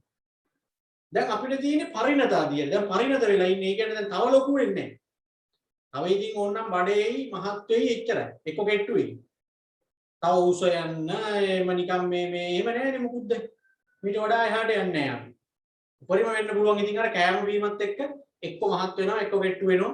ලෙඩ හැදුනොත් මොනවා හරි වෙනවා. ඒ අරින්න අර පොඩි ළමයි ලොකු වෙන්න වගේ අපේ තව වර්ධනයක් නෑ. තව උස යන්න. එහෙම වෙන්නේ. දැන් පරිණත අධීරයේ ඉන්නේ. අපි ඉතින් මේ මට්ටමේ ඉන්නව කාලයක්. මේ විදිහට කාලයක් ඉන්නවා. ඒ පරිණත අධීරයේ කාලයක් තමයි මිනිසුන්ට කියන්නේ මේ මේ මම දැකපු දවසේ ඉඳලා ඔය මිනිස්සු ඔය වගේ නේ. ගොඩක් අය එහෙම කියනව නේද? එහෙම කියන්නේ හැම වෙලෙම බලන්න නිකන් මැදි වයසේ මිනිස්සු ඉන්න. පොඩි එකෙක්ට අපි ඔය කතාව කියන්නේ නැහැ. අර වැඩිහිටි වයසේ ඉන්න අය තමයි ගොඩක් වෙලාවට අපිට එහෙම පේන්නේ. ඉතින් මං දැන් දැකපු දවසේ ඉඳලා මිනිස්සු ඔය වගේ. මම පොඩි කාලේ දකින්නකොටත් ඔය වගේ දැනුත් ඒ වගේ. එහෙම තමයි පරිණත අධීරයේදී එහෙම තමයි. ඔහේ ඉන්නවා. ඊළඟට ඔන්න ආයෙ එනවා අධීර මොකද්ද? අපි වයසට යන කාලේ. ඔන්න ටික රැවුලය සුදු වෙන්න ගන්නවා, කොණ්ඩේ සුදු වෙන්න ගන්නවා.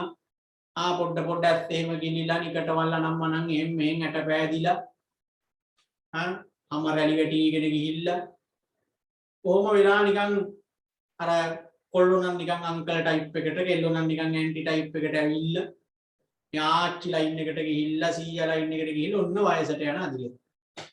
ඊට පස්සේ ඉතින් එන්න ලෙඩයි බෙහෙතුයි අනම්මන මොකෝ පල්ලෙහාට යන්නේ දැන් අපි. ඒ ඇවිල්ලා මොනවද තියරද? පල්ලෙහාට යනවා. කොහොම ගිහිල්ලා ඉවර වෙන්නේ කොතනද? මැරෙන්නේ.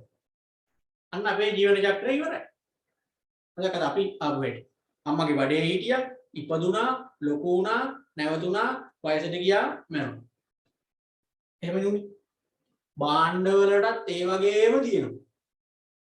භාණ්ඩ වලටත් ඒ වගේම තියෙනවා. අර අපි අම්මගේ බඩේ ඉන්නවා වගේ භාණ්ඩ වලත් තියෙනවා ඒ වගේ අදියරක්. දැන් අපි ඉපදෙන්න කලින් අම්මගේ බඩේ ඉන්න අදියරනේ මාස 9ක් 10ක් ඉන්නවනේ. ඒ වගේ පුතේ භාණ්ඩ වලත් තියෙනවා අර අපි ඉපදෙන්න කලින් බඩේ ඉන්න වගේ වෙළඳපොළට එන්න කලින් භාණ්ඩයක් තියෙන අදියරක් තියෙනවා. ඒ විල පර්යේෂණ හා සංවර්ධන අදියර අපි ඒකට කියන්නේ. තාම භාණ්ඩය තියෙන්නේ පර්යේෂණ අංශේ. අත්හදා බලනවා. තාම සංවර්ධනය වෙනවා. තාම නිකන් පර්යේෂණ විතරයි. අදහස ඇවිල්ලා භාණ්ඩය ගැන භාණ්ඩයක් හදන්න මොකක් හරි අදහසක් පහළ වීමත් එක්ක තමා ඒක පර්යේෂණ හා සංවර්ධන අධ්‍යයනයේ තියෙනවා. තාම හදලා මුකුත් නැහැ. ඉතින් එක එක පර්යේෂණ කර කර ඉතින් මොකද අදහස පහළ වෙලා. අර අපි අම්මගේ බඩේ ඉන්න කාලේ වගේ තමයි. කලලයක් වගේ හැදිලා අර අම්මා කන දේවල්ම ආහාරයට අරගෙන අපිත් නිකන් අර මේ මොකක්ද අර මේකක් වගේ ඔයේදී චුට්ට හැදෙනවා ඉතින්. ඒ කියන්නේ මුලින්ම මේක මිනිස්සෙක් වගේ පේන්නේ නැහනේ. ටිකක් මාස 10ම ලඟ වෙනකොට 9ම ලඟ වෙනකොට වගේ තමයි ඔන්න මනුස්ස රූපයක් වගේ හැදිලා පේන්නේ අර පෙන්නන්නේ. ඉතින් ඒ වගේ තමයි භාණ්ඩ. මොන භාණ්ඩය හැදුවත් ඒ භාණ්ඩය හදන්න මොකාට හරි අදහස පහළ වෙනවනේ. දැන් මේ පෑන කියලා හිතන්නකො මේ විදිහට මේ පෑන හදන්න මේ ඉබේ හැදිච්ච එකක් නෙමෙයි. මේ ගැන ඉස්සෙල්ලා අයිඩියාව ගන්න එපා. අයිඩියා අරගෙන මේක පර්යේෂණ කරනවා, චෙක් කරනවා ඉස්සෙල්ලා දැන් මේක මේ වගේ පෑනක් හදන්න පර්යේෂණ කටයුතු කරන අධියර. ඒක තමයි භාණ්ඩයේ ජීවන චක්‍රයේ පළවෙනි අධියර අපි ඒකට කියනවා සංවර්ධන අධියර කියලා. සංවර්ධන අධියර. මේ අධියරේදී භාණ්ඩය ගැන අදහස උත්පාදනය වෙලා තියෙන එච්චරයි. විකුණුම් එහෙම මුකුත් නැහැ. තාම භාණ්ඩය හදමින් පවතිනවා. තාම හදලා ඉවර නැහැ. අර අපි බඩේ ඉන්නවා වගේ. කොහොම තිබිලා දැන් අපි අම්මගේ බඩේ මාස 10කට ලඟ වෙන කාලයක් ඉඳලා ඉවරලා අපි ඉපදෙන්නේ. මේ ලෝකෙට එන්නේ. ඒ වගේ තමයි භාණ්ඩය ඉස්සර වෙලාම වෙළඳපොළට දාන කාලයක් එනවා. ඒකට අපි කියනවා හඳුන්වා දීමේ අධියර කියලා. හඳුන්වා දීමේ අධියර. හරි. අර අපි ඉපදෙනවා වගේ තමයි මේ ලෝකෙට භාණ්ඩය ඔන්න ඉස්සර වෙලාම මාකට් එකට හඳුන්වලා දෙනවා. මේ අධියරේදී විකුණුම් චුට්ටක් තියෙනවා. හැබැයි ඉතින් ලාභ නැති තරම්. මොකද භාණ්ඩයක් හඳුන්වා දීමේදීම ලාභ ලබන්න බෑ. හඳුන්වා දීමේ පිරිවැය වැඩිනේ. අර පර්යේෂණ හා සංවර්ධන පිරිවැයක් තියෙන ඕවා කවර වෙන්න බෑ ලාභ ලබන්න. විකුණුම් ඇත්තෙත් නෑ මහ ලෝකෙට. මොකද අලුත් භාණ්ඩයක් හඳුන්වලා දෙනවා කිව්වහම ඉතින් වෙළඳපොලේ දැනට තියෙන භාණ්ඩයක් වගේ නෙවෙයිනේ. ගොඩාක් ප්‍රචාරණය එහෙම කරන්න ඕනි. සමහර වෙලට මේකට කලින් වෙළඳපොලේ තිබිලම නැති භාණ්ඩයක් අපි මේ දැම්මේ. මේකට පාරිභෝගිකයා හුරු වෙන්න ඕනි මුලින්ම. අන්න ඒ වගේ අධියරක් හැම නිෂ්පාදිතයකටම එනවා. ඒකට ඇවිල්ලා අපි කියනවා හඳුන්වා දීමේ අධියරට ඔන්න ආවා. හැබැයි තව කතාවක් තියෙනවා. දැන් මේ අධියර වලට හැම නිෂ්පාදිතයක්ම අනිවාර්යෙන් එනවා කියලා එහෙම කියන්න බෑ. අපිටත් එහෙමනේ. අම්මගේ බඩේ ඉද්දිම ළමයි නැති වෙනවනේ, මැරෙනවනේ. ඉපදෙන්න කලින්ම සමහර ළමයි බඩේ ඉද්දිම මැරෙනවා. ඒ කියන්නේ සංවර්ධන අධියරෙම ඉවරයි. භාණ්ඩත් එහෙමයි. ඔය පර්යේෂණාංශය තුල පර්යේෂණ කර කර ඉඳලා උන් අපිට තේරෙනවා මේක ෆේල්. මේ භාණ්ඩය දැම්මොත් මේක ෆේල් වෙනවා. මේක ප්‍රායෝගික නෑ, මේක හරියන්නේ නෑ. එහෙම අතහැරලා දාන්න. අර බඩේදීම ළමයි මැරෙන්නේ යන්නේ වගේ තමයි.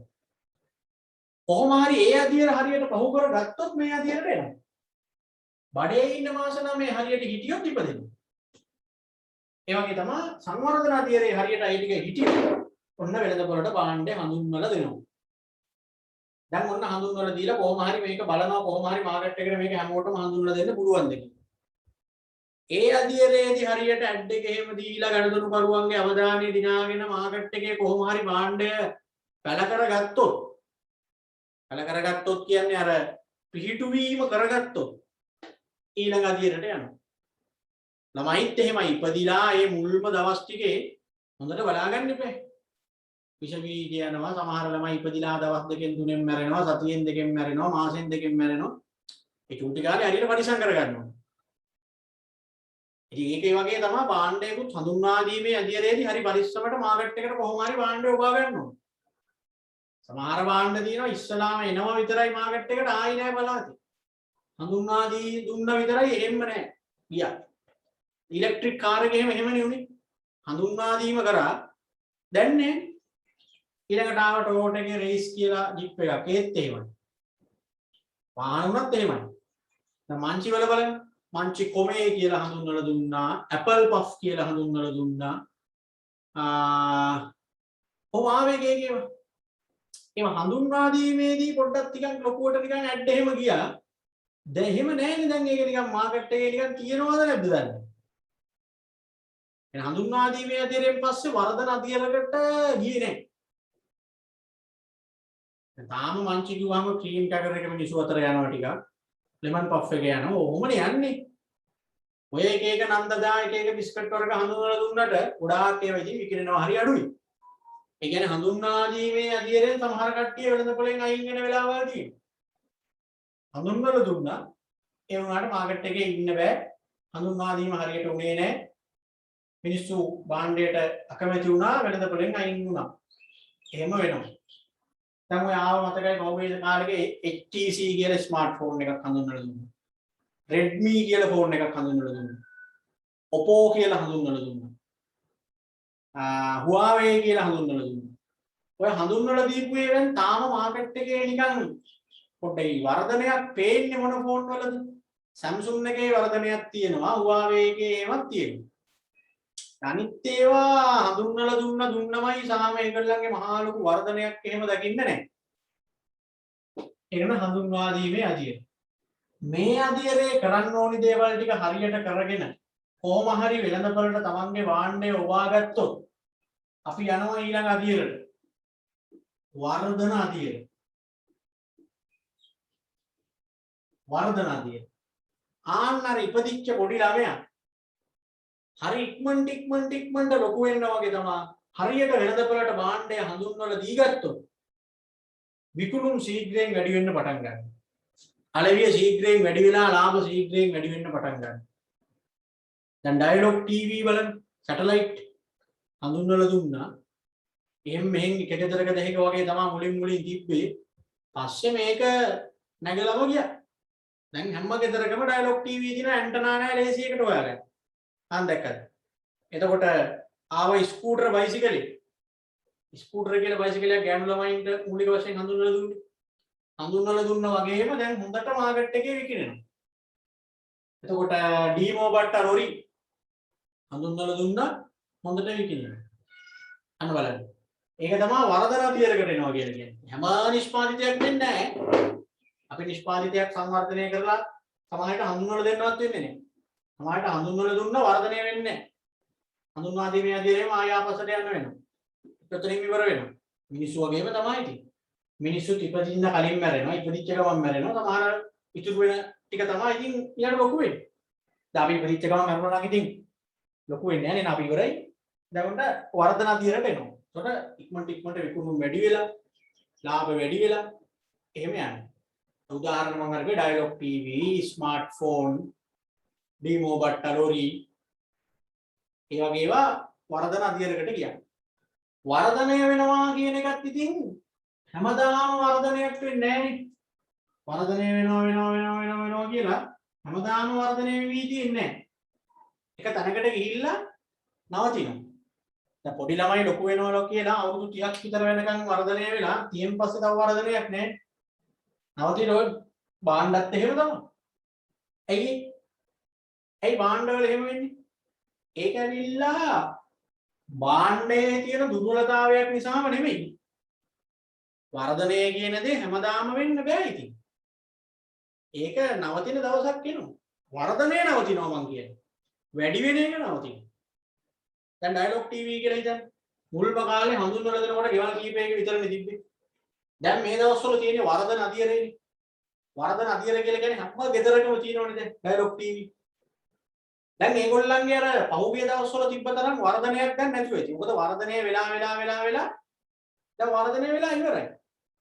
ඇයි ඒ වෙන සැටලයිට් එකක් ඇවිල්ලා නෑ වෙන සැටලයිට් එකක් ඇවිල්ලා කේස් එකට වඩා මෙතන තියෙන්නේ හැමෝම දැන් අරන් ඉවරයි. හැමෝම අරන් ඉවරයි. එතකොට තව කොහෙන් වර්ධනය වෙන්නේ? සැටලයිට් එකක් ගන්න පුළුවන් හැමෝම මේ වෙද්දි සැටලයිට් අරන් ඉවරයි. ඉතින් දැන් වෙනද වගේ සැටලයිට් ගන්න මහා ලොකු ඉල්ලුමක් නැතුව ඒ. ඒනේගොල්ලෝ පරිණත වෙලා දැන් ඔය අලුතෙන් හදන ගෙවල් වලට සැටලයිට් ගත්තොත් අරින්න දැන් ආපු කාලේ එහෙම නෑනේ. හැමෝම ඇන්ටනාවෙන් ටීවී බලන ගමන් ඉතින් කල්පනා කරනවා කොහොම හරි සැටලයිට් එකක් ගේන්න ඕනේ කියලා. දැන් ඉතින් එහෙම සැටලයිට් එකක් ගන්න ඕනේ කියලා ඉන්න මිනිස්සු අඩුයි. හැමතැනම වගේ තියෙනවනේ දැන් මේකේ ගාණත් අඩුයි. ගෙවන්නත් දෙන ඕනෝම අනම්මනම් ඒ හින්දා හැම ගෙදරකම තියෙනවා. දැන් ඉතින් ගන්න ඕනේ හැම එකම අරන් ඉවරයි. දැන් ඒ හින්දා පරිණත අධියරට ඇවිල්ලා ඉන්නේ. පරිණත අධියර. දැන් මම හිත ඉන්නවා වෙන කොහේ නගරයක පන්තියක් කරන්න යන්න. ඒ ඉන්නේ මං ඉන්නේ මොන අධියරේද? සංවර්ධන අධියරේ. මං ඉස්සෙල්ලා වෙලාවම ගිහිල්ලා වෙන කොහේ නගරයක පටන් ගන්නවා පන්තියක්. හඳුන්වා දීමේ අධියර. මම අලුතෙන් පටන් අරගෙන ළමයි කීප දෙනෙක් සම්බන්ධ කරගෙන හරියට වැඩ ටික කරගෙන ගිහිල්ලා ප්‍රචාරණ කටයුතු කරලා කොහොම හරි ටවුන් එකේ ටිකක් මගේ සේවාව මම හඳුන්වලා දෙනවා ලස්සන. ඒ අධියර සාර්ථකයි කියන්නේ මගේ පන්ති වල එන්න ළමයි චුට්ට වැඩි වෙනවා. වර්ධන අධියරේ ඉන්නේ කියන්නේ. යම් කිසි නගරයක ඒ වගේ පන්තියක් පටන් අරගෙන ළමයි එන්න වැඩි වෙනවා නම් ඒ කියන්නේ වර්ධන අධියරනේ. වැඩි වෙලා කවදා හරි දවසක එනවා මම හරියට වැඩේ කරන් ගියොත් තව වැඩි වෙන්නේ නැහැ. තව වර්ධනයක් කියලා නැහැ. ඉතින් ඒ ඉන්න ළමයි ටික ඉන්නවා. ඇයි? ඇයි එන්න පුළුවන් හැම එකම ඇවිල්ලා ඉවරයි. දැන් ටවුන් එකකට එන ළමයි ප්‍රමාණයක් ඉන්නවනේ එක එක විෂයන් වලට පන්ති වලට එන. කොමර්ස් කරන්න කියලා රත්නපුර ටවුන් එකට එන ළමයි ප්‍රමාණයක් ඉන්නවා කියන්නේ. ඒන ප්‍රමාණයෙන් 90ක් විතරම ඉන්නේ මංගාව නම් තව කොහෙන් වැඩි වෙන්නද? මොකද කළුතර ගාල්ල මාතරදී හැම මෙහෙන්නේ නැහැනේ. අන්න ඒකයි ඉතින් වර්ධනය වෙලා හැම නිෂ්පාදිතයකටම පරිණත වෙන කාලයක් එනවා. ඒකට හේතුව වෙළඳපළට දැන් භාණ්ඩය අරගෙන ඉවරයි මිනිස්සු. හැමෝම අරන් ඉවරයි. තව ගන්න කෙනෙක් නැහැ. ඊට පස්සේ පරිණත අධිරේකින් කොච්චර කල් ඉන්නවද කියන එක තමන්ගේ දක්ෂතාවයේ හැකියාව අනුව ටිකක් තීරණය කරගන්න පුළුවන්. හරි. ඒ කියන්නේ පරිණත වුණාට පස්සේ ඊළඟට තියෙන්නේ පල්ලෙහාට යන්නනේ දැන් තියෙන්නේ. දැන් මේ හඳුන්වලා දීලා වර්ධනය වෙලා පරිණත වෙලා තියෙන්නේ. දැන් තියෙන්නේ මෙහෙට යන්න තමයි තියෙන්නේ. පිරිහෙන අධිරයට තමයි යන්න තියෙන්නේ. ඉතින් ටක් ගාලා පිරිහෙන අධිරයට යනවද? ටක් ගාලා යනවද? කාලයක් මේක ඉඳලා පිරිහෙන අධිරයට යනවද? ඒව තීරණය වෙන්නේ ඉතින් නිෂ්පාදකයා තමන්ගේ ගුණත්වය රැකගන්න විදිහ, ප්‍රචාරණ කටයුතු කරන විදිහ, විකල්ප වලට තරගකරුවන්ට මුහුණ දෙන විදිහත් එක්ක.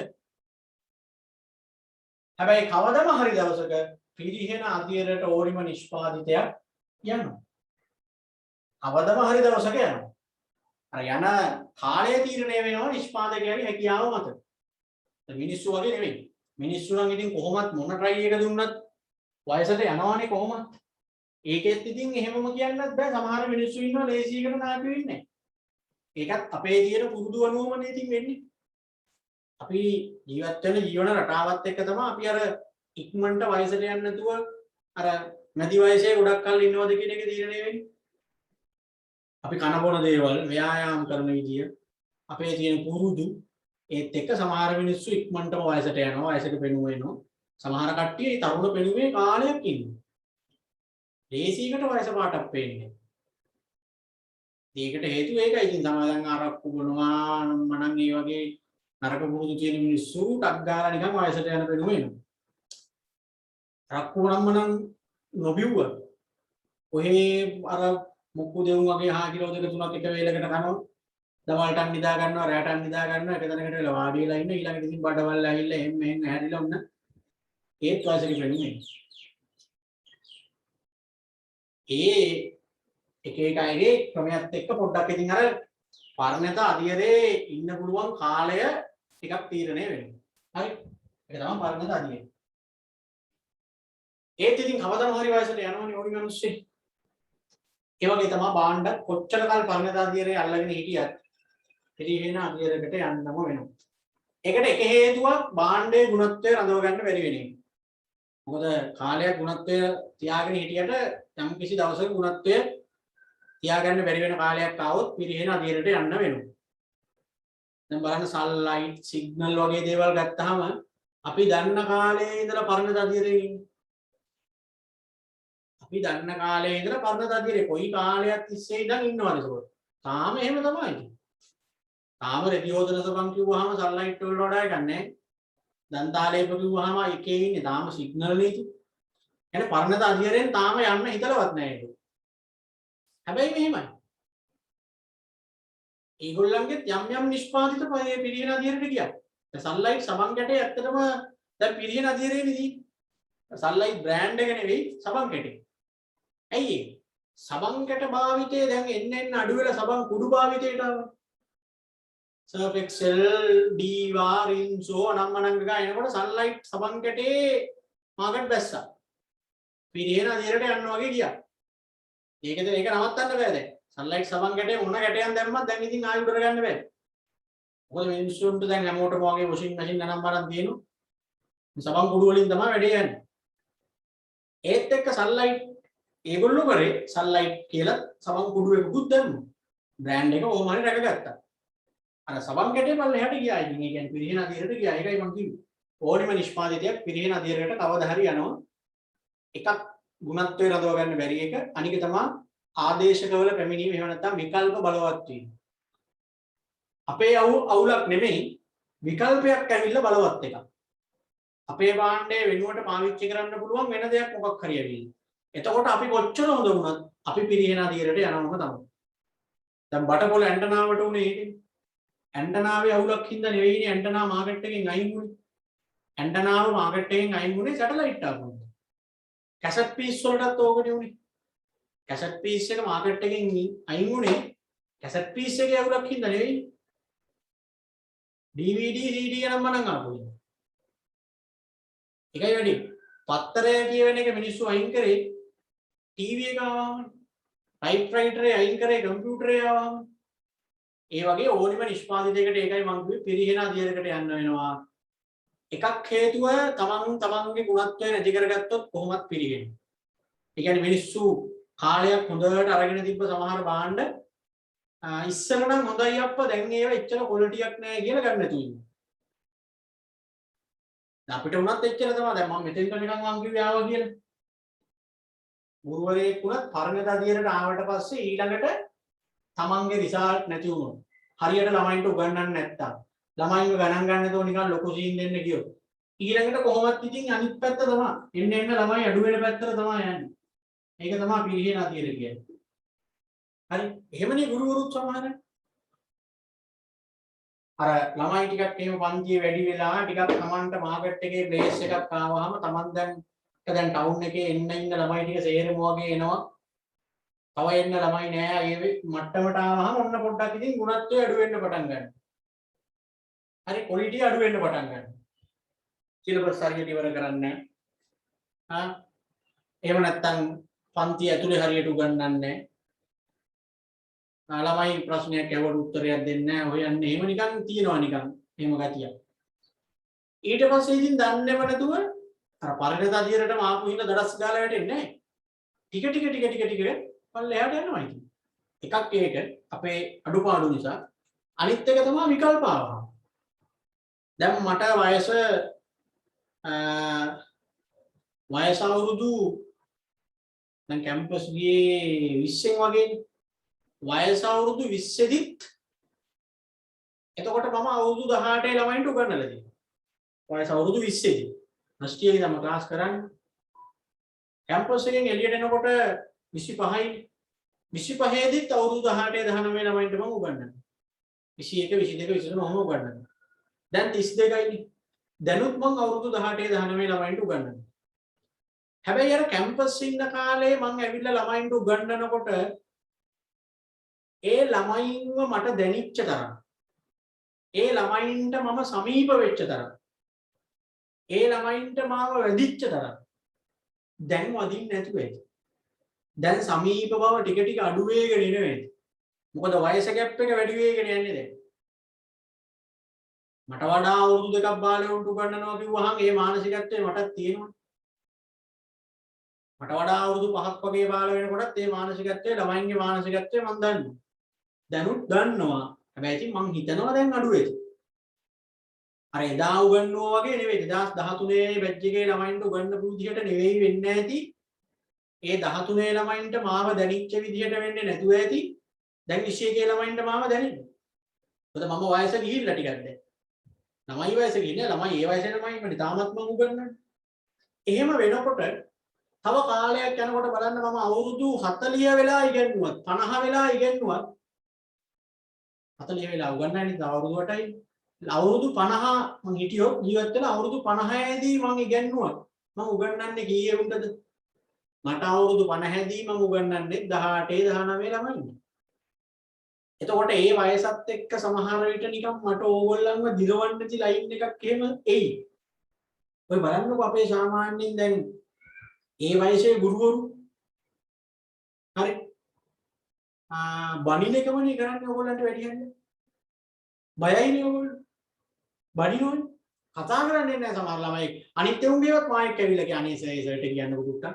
කතා කරන්න බෑනේ බයයි. සර් කියන්නේ මායික් කියන ඇවිල්ලා. මටත් ඔය දෙයම තමයි අවුරුදු 50ක් විතර වෙනකොට ළමයින්ට අර තියෙන සමීප බව නැති වෙනවා ටිකක් ඒතකොට නිකන් වයසක පෙනුමට එන්නේ. ආන් ඒ කාලෙට ඉතින් ඒ කාලේ වෙද්දී අවුරුදු 25ක වගේ අර මං කැම්පස් සිද්ධි ගන්නවා වගේ චරිත ආවහම වෙළඳ පොළට ළමයින්ට මට වඩා ඒ චරිත හරියනවා. ඉතින් අපිටත් ඒකනේ උනේ. අපි මේ මාකට් එකට එනකොට පරිණත ගුරුවරු වයස ගුරුවරු ගොඩක් හිටියා මේ වෙලාවේ. පස්සේ ඉතින් ඒගොල්ලෝ ගාව හිටපු ළමයි තමයි ටික අපි ළඟට ඇවිල්ලා දැන් අපි මේ මාකට් එකේ ඉන්නේ. අපිටත් ඕකම තමයි වෙන්නේ. ඒකයි ඕනිම භාණ්ඩයකට ඕනිම සේවාවකට පිරිහෙන අධිරකට යන්න වෙනවා. හරි? අනිත් එක විකල්ප කිව්වහම දැන් ආදේශකත් වෙනවනේ මේ ඇස්සේ. දැන් ඔන්න ආව ටෙක් කියලා විෂය කාණ්ඩය. ටෙක් කියන එක ආපු ගමන් ඔන්න කොමර්ස් වල ආර්ට් වල හිටපු ළමයි තමයි වැඩි හරියක් ටෙක් කරන්නේ. ඔන්න එතනින් අපිට ටිකක් අඩු වුණා. ඊළඟට ආවනේ ICT කියන එක. ඉතින් සමහර ළමයි BS අතහැරලා IT කරනවා. සමහර ළමයි ඉකෝන් අතහැරලා IT කරනවා. විකල්ප ඇවිල්ලා. ඒ වගේ හේතුන් මත අපිට පිරිහෙන අධීරකට යන්න වෙනවා. ඕනිම භාණ්ඩයක් එහෙම. ඔන්න ජීවන චක්‍රයේ අධීර පහ. මෙන්න මේ පහ තමයි ජීවන චක්‍රයේ අධීර පහ. පටන් ගන්නෙ කොතනින්ද? සංවර්ධන අධීරෙන් තමයි වැඩේ පටන් ගන්න. ඒ කියන්නේ පර්යේෂණ හා සංවර්ධනාංශය තුළ භාණ්ඩය පිළිබඳ අදහස උත්පාදනය වෙලා විතරයි තාම. ඒකෙන් පස්සේ ඔන්න ඉස්සර වෙලාම භාණ්ඩය වෙනද පොරට හඳුන්වලා දෙනවා. හඳුන්වලා දුන්නාට පස්සේ ඔන්න වර්ධනය වෙනවා. වර්ධනය වෙලා පරිණත වෙනවා. පරිණත වෙලා පිළිහෙනවා. හරි.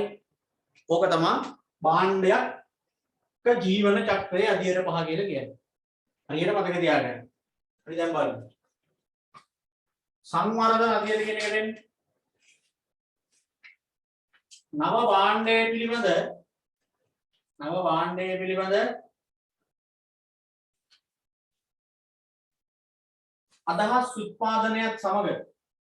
අදහස් උත්පාදනයත් සමග ආරම්භ වන අධීරයි.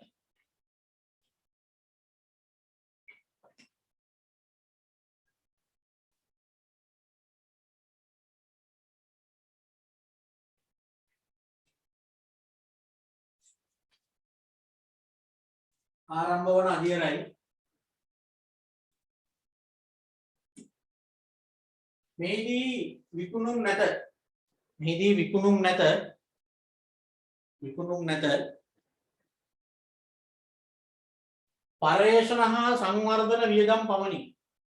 පර්යේෂණ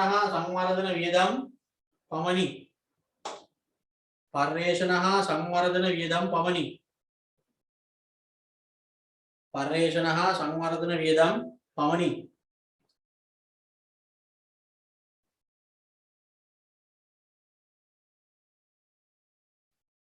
පර්යේෂණ හා සංවර්ධන වියදම් පමණි.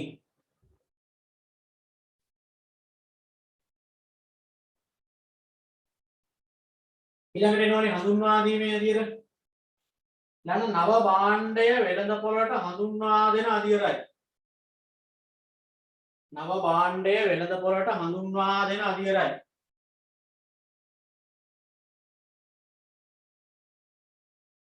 නව භාණ්ඩය වෙළඳපොළට හඳුන්වා දෙන අධියරයි.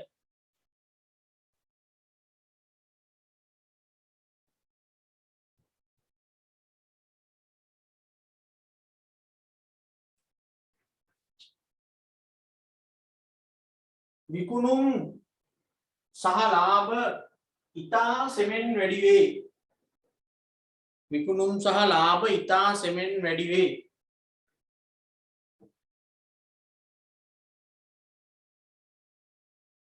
විකුණුම් සහ ලාභ ඉතා සෙමෙන් වැඩි වේ. ලාභ නොමැති තරම්ය. ලාභ නොමැති තරම්ය. ලාභ නොමැති තරම්ය. එන ලාභ නෑ වගේ තමයි ඉතින් හඳුන්වා දීමේ අධියර කිව්වහම. ලාභ නොමැති තරම්ය.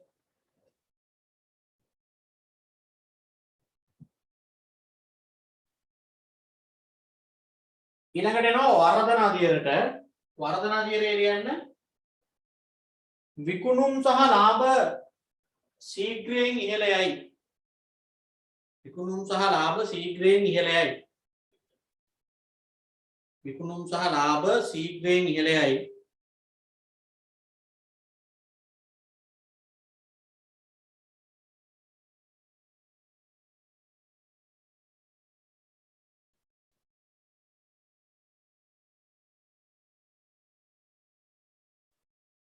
වේගයෙන් භාණ්ඩය වෙළඳපොලේ පිළිගනී. වේගයෙන් භාණ්ඩය වෙළඳපොලේ පිළිගනී. එන්නේ මිනිස්සු ඉක්මනට මේ භාණ්ඩය පිළිගන්න. භාණ්ඩය වේගයෙන් වෙළඳපොලේ පිළිගනී. භාණ්ඩය වේගයෙන් වෙළඳපොලේ පිළිගනී.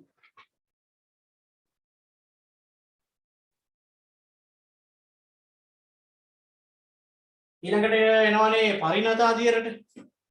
පරිණත අධියරට. පරිණත අධියරය කියන්නේ මෙහෙම වෙළඳපොළට භාණ්ඩය පිළිගෙන හමාර නිසා වෙළඳපොළට භාණ්ඩය පිළිගෙන හමාර නිසා වෙළඳපොළට භාණ්ඩය පිළිගෙන හමාර නිසා වර්ධනය සෙමෙන් සිදුවේ. වර්ධනය සෙමෙන් සිදුවේ.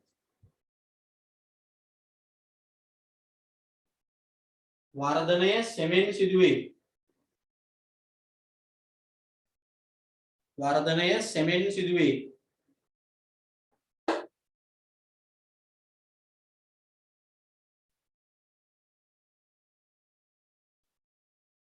ලාභ ස්ථාවර වී සෙමෙන් අඩුවීමට පටන් ගනී. ලාභ ස්ථාවර වී සෙමෙන් අඩුවීමට පටන් ගනී. ලාභ ස්ථාවර වී සෙමෙන් අඩුවීමට පටන් ගනී.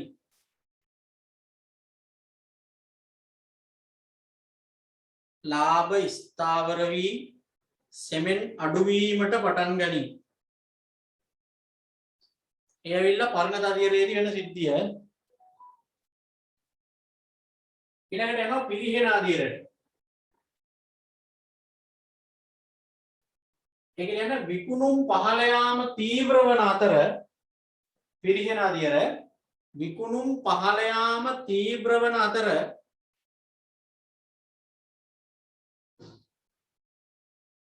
විකුණුම් පහළ යාම තීව්‍ර වන අතර ලාභ හීන වී අලාභ ලබයි. ලාභ හීන වී අලාභ ලබයි. ලාභ හීන වී අලාභ ලබයි. ලාභ හීන වී අලාභ ලබයි.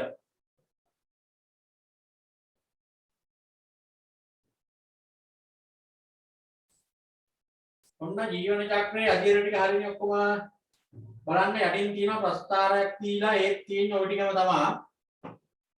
ඕවා දීලා එනවා ඔය වගේ ප්‍රස්ථාරයක් දීලා 1 2 3 4 5 කියලා නම් කරලා ඊට අංක 5ෙන් දැක්වෙන්නේ මොන ආදියරද? අංක 4ෙන් දැක්වෙන්නේ මොන ආදියරද? එහෙම කියලා අහනවා. දැන් මේකේ බලන්න අධීර ටික හොඳට බලන්න රියුට් එක දිහා බලන්න සැලකිල්ලෙන් බලන්න. අංක 1 අංක 1 බලන්න ලාභ රේඛාව තියෙන්නේ කොහෙද විකුණුම් රේඛාව තියෙන්නේ කොහෙද කියලා අංක 1 තියෙන තීරුවේ අංක 1 තියෙන තීරුවේ පුතේ ලාභ රේඛාව ගිහින් තියෙන්නේ පල්ලෙහාන්. ඒ කියන්නේ අලාභ ලැබමින් ගිහින් තියෙන්නේ. විකුණුම් රේඛාව කුත් නැහැ. ඒක පටන් අරන් තියෙන්නේ අංක 1 ඉවර වුණාම. ඒ කියන්නේ සංවර්ධන අධීරයේදී විකුණුම් මැත්තේත් නැහැ ලාභ කොහොමත් නැහැ අලාභ තමයි. ඉතින් ඒ පරිශ්‍රණ හා සංවර්ධන වියදම දරන්න එපා. අංක 2ට එන්න. අංක 2 ඔන්න එතනත් ලාභ නැහැ. ඒකත් ඒ අධීරත් ඉවර වෙද්දි වගේ තමයි ලාභ ලබන්න පටන් අරන් තියෙන්නේ. ඔය ඒ හරියට තියෙන්නේ අලාභ. ඇයි ඒ? හඳුන්වා දීමේ පිළිවෙල වැඩිනේ. විකුණුම් නම් එතනින් පටන් අරගෙන චුට්ට චුට්ට වැඩි වෙගෙන ගිහින් තියෙනවා. මොකද හඳුන්වා දීමේදී කොහොමත් අර දෙන ප්‍රචාරණයයි අඩු මිලක්කට එහෙමනේ හඳුන්වලා දෙන්නේ ගොඩක් වෙලාවට එක්ක නොමිලේ වගේනේ දෙන්නේ. ඉතින් විකුණුම් ටික යනවා. ලාභ නැහැ. ඉතින් හඳුන්වා දීමේ පිළිවෙලක් තියෙනවනේ. දැන් ඕනි භාණ්ඩයක් එහෙමනේ ඉස්සර වෙලාම වෙළඳපොළට හඳුන්වලා දෙනකොට නිකන් ලොකු වැඩ එකක් දෙනවනේ. එතකොට ඉතින් පොඩ්ඩක් ඔන්න විකුණුම් ටිකක් තියෙනවා ඒත් ලාභ නැහැ. මොකද අරවට එනට වියදම් කරන හින්දා. තුන්වෙනි අධීර තමයි වර්ධන අධීර. බලන්න රේඛා දෙකම වැඩි වෙගෙන ගිහින් තියෙනවා. හතරවෙනි අධීරයේදී දෙකම ස්ථාවර වෙලා තියෙනවා. පස්වෙනි අධීරයට එනකොට දෙකම පහළ බහැලා තියෙනවා. ජීවන චක්‍රයේ අධීර ටික ප්‍රස්ථාරයෙන් පෙන්වන්න කියලා අහන්නේ ගොඩක් වෙලාවට.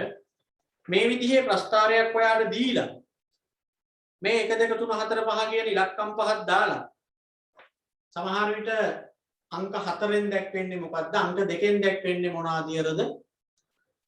එහෙම අහන්න පුළුවන් එක්ක ABCD කියලා දාලා එහෙම අහනවා. ඒ හින්දා අධීර ටික හරියට මතක තියාගන්න. දැන් එතකොට එකපාරක් පොඩ්ඩක් මතක් කරගමු අපි මොකද්ද නිෂ්පාදිත ජීවන චක්‍රයේ අධීර ටික කොහොමද එන්නේ? මොකද්ද පළවෙනි එක? සංවර්ධන අධීර, හඳුන්වා දීමේ අධීර, වර්ධන අධීර, පරිණත අධීර, පිරිහෙන අධීර. ඒ මොනවාද පහ? ජීවන චක්‍රයේ අධීර පහ. අර පළවෙනි දවසේ කියලා දුන්නේ තාම මොකද්ද පහ? නිෂ්පාදිත ගැන උගන්වද්දි නිෂ්පාදිතයක මට්ටම් පහ. මූලික ප්‍රතිලාභය, මූලික නිෂ්පාදිතය, අපේක්ෂිත නිෂ්පාදිතය, වැඩි දියුණු කළ නිෂ්පාදිතය, විභව නිෂ්පාදිතය. ඔය දෙක තමයි ළමයි පටල ගන්න. ජීවන චක්‍රයේ අධීරයි නිෂ්පාදිතයක මට්ටම් කියන දෙකයි පැටලෙනවා ගොඩක් අයට. හරිනේ? මොන ජීවන චක්‍රයේ අධීර ටික හරි. ඒ සම්බන්ධ වගුවක් තියෙනවා අපි පුරවමු. එතකොට ඔක තව ටිකක් පොඩ්ඩක් අයිඩියා එනවා. මේ එක් අධීර ගැන දීලා තියෙනවා නිකන් විස්තර ටිකක්. පිරිවැය කියන එක ගමුකෝ මුලින්ම. ඔය එක් අධීරයේදී පිරිවැය කොයි වගේද කියලා. හඳුන්වා දීමේ අධීරය ලියන්න පිරිවැය ඉහළයි කියන. පිරිවැය කියන තීරුවට අදාළව හඳුන්වා දීමේ අධීර තීරුවේ ලියන්න ඉහළයි. හඳුන්වා දීමේ අධීරයේදී පිරිවැය ඉහළයිනේ. වර්ධන අධීරයට එනකොට සාමාන්‍ය පිරිවැය. වර්ධන අධීරයට එනකොට ඒක සාමාන්‍ය පිරිවැය වෙනවා. වර්ධන අධීරයට එනකොට සාමාන්‍ය පිරිවැය වෙනවා. පරිණත අධීරයට එනකොට පිරිවැය අඩුයි. පරිණත අධීරයට එනකොට පිරිවැය අඩුයි. අයි පරිණත වෙලානේ. පරිණත වෙලා කියන්නේ ගොඩාක් අය අරගෙන ඉවරයිනේ දැන් භාණ්ඩේ. අපේ භාණ්ඩේ හැමෝම දැන් අරගෙනනේ. එතකොට ඉතින් ප්‍රචාරණය නම් එහෙම කරන්න ඕනේ නැහැ නේ. ඉතින් වියදම් අඩුයි. මහ පරිමාණ වෙලා පිරිමැසුම් එහෙම ලබනවා. පිරිහෙන අධීරයට යනකොට ඒත් පිරිවැය අඩුයි. පිරිහෙන අධීරයට භාණ්ඩයක් යනකොට ගොඩක් වෙලාවට ඒකට වියදම් කරන්නේ නැහැ. නිෂ්පාදකයා දන්නවා. පිරිහෙන්න හේතුව හොයාගත්තාම ආයි වියදම් කරන්නේ.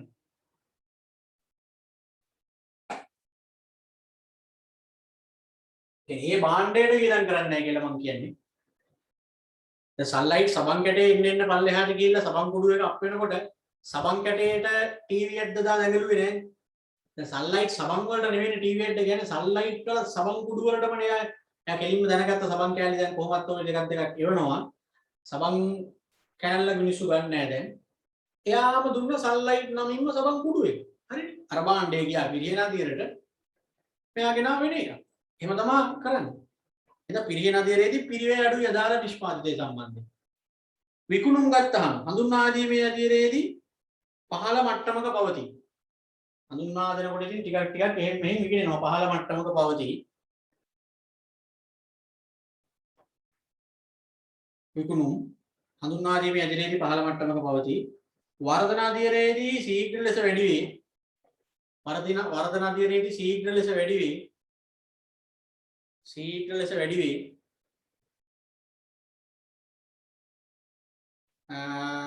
පරිණත අධිරයේදී උපරිම මට්ටමක පවතී. විකුණුම් උපරිමයකට ඇවිල්ලා තියෙන්නේ දැන්. උපරිම මට්ටමක පවතී.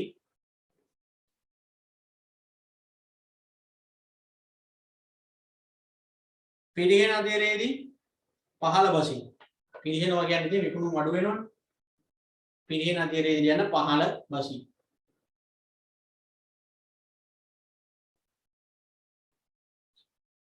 ඊළඟට ලාභ ගත්තහම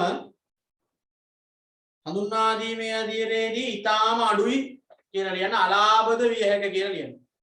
ඊටාම අඩුයි කියලා ලියලා අලාභද විය හැක කියලා ලියන්න. ඊටාම අඩුයි අලාභද විය හැක. අලාභද විය හැක.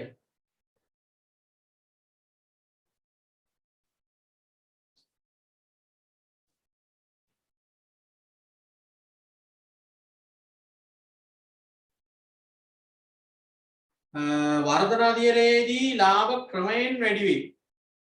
වර්ධන අධිරයේදී යන ලාභ ක්‍රමයෙන් වැඩි වේ. ලාභ ක්‍රමයෙන් වැඩි වේ. ලාභ ක්‍රමයෙන් වැඩි වේ. ක්‍රමයෙන් වැඩි වේ.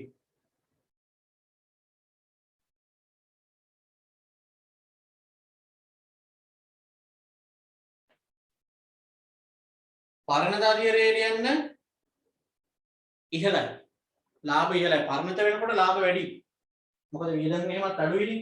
ලාභ ඉහළයි. පිරිහීමේ අධිරයේදී යන ලාභ පහත වැටේ. ලාභ පහත වැටේ. ලාභ පහත වැටේ.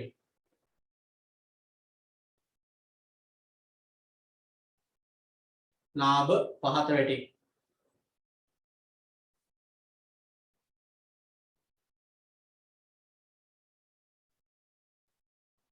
ඊළඟට අරමුණු ගත්තාම හඳුන්වා දීමේ අධිරයේදී අරමුණු වෙන්නේ පාරිභෝගිකයන් දැනුවත් කිරීම. පාරිභෝගිකයන් දැනුවත් කිරීම. හඳුන්වා දීමේ අධිරයෙන් අපිට ඕනේ කොහොම හරි පාරිභෝගිකයන්ට අපේ භාණ්ඩය පිළිබඳ දැනුවත් කරගන්න. පාරිභෝගිකයන් දැනුවත් කිරීම. වර්ධන අධිරයේදී වෙළඳපොළ කොටස වැඩි කර ගැනීම. වෙළඳපොළ කොටස වැඩි කර ගැනීම. වෙළඳපොළ කොටස වැඩි කර ගැනීම.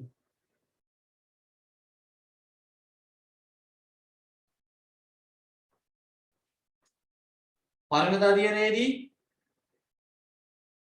වෙළඳපොළ කොටස ආරක්ෂා කර ගැනීම. වෙළඳපොළ කොටස ආරක්ෂා කර ගැනීම.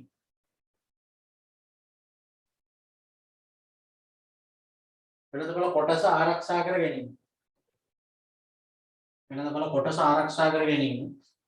පිරිහෙන අධිරයේදී පිරිවැය කපා හැරීම. පිරිහෙන අධිරයේදී try කරන්නේ පිරිවැය කපා හැරීම. පිරිවැය කපා හැරීම.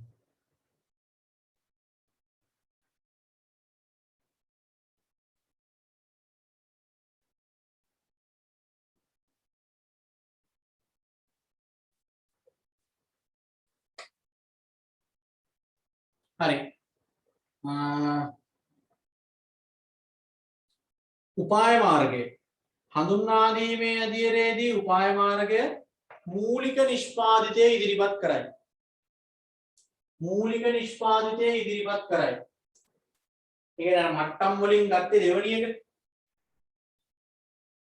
මූලික නිෂ්පාදිතය ඉදිරිපත් කරයි. හඳුන්වා දීමේ අධිරයේදී ඒක තමයි බලන්නේ. මූලික මංගල ලක්ෂණ ටිකත් එක්ක භාණ්ඩය දීලා බලන්න. වර්ධන අධිරයේදී නව අංගෝපාංග එකතු කරයි. වර්ධනය වෙන්න භාණ්ඩයට නව අංගෝපාංග එකතු කරන එක කරන්නේ. නව අංගෝපාංග එකතු කරයි. නව අංගෝපාංග එකතු කරයි. පරිණත අධීරයට එනකොට නවීකරණය කරයි. නිෂ්පාදිතය නවීකරණය කරයි. අලුත් කරනවා, වෙනස් කරනවා, හැඩේ වෙනස් කරනවා, පාට වෙනස් කරනවා. මොකද පරිණත අධීරයට ඇවිල්ලානේ තියෙන්නේ. පරිණත වුණා කියන්නේ දැන් ඊළඟට දන්නවා ඊළඟට යන්න තියෙන්නේ පල්ලෙහාට. පල්ලෙහාට යන්න නැතුව ඉන්න නම් වෙනස් කර කර අලුත් කර කර ඉන්න ඕනේ ඒකයි. නවීකරණය කරනවා. ඊළඟට පිරියන අධීරයේදී පවත්නා ආකාරයෙන්ම තබා ගැනීම. නිෂ්පාදිතයේ තියෙන විදිහටම තියෙනවා. කොහොමද වැටෙනවා කියලා දන්නවනේ. පවත්නා ආකාරයෙන්ම තබා ගැනීම. පවත්නා ආකාරයෙන්ම තබා ගැනීම. පවත්නා ආකාරයෙන්ම තබා ගැනීම.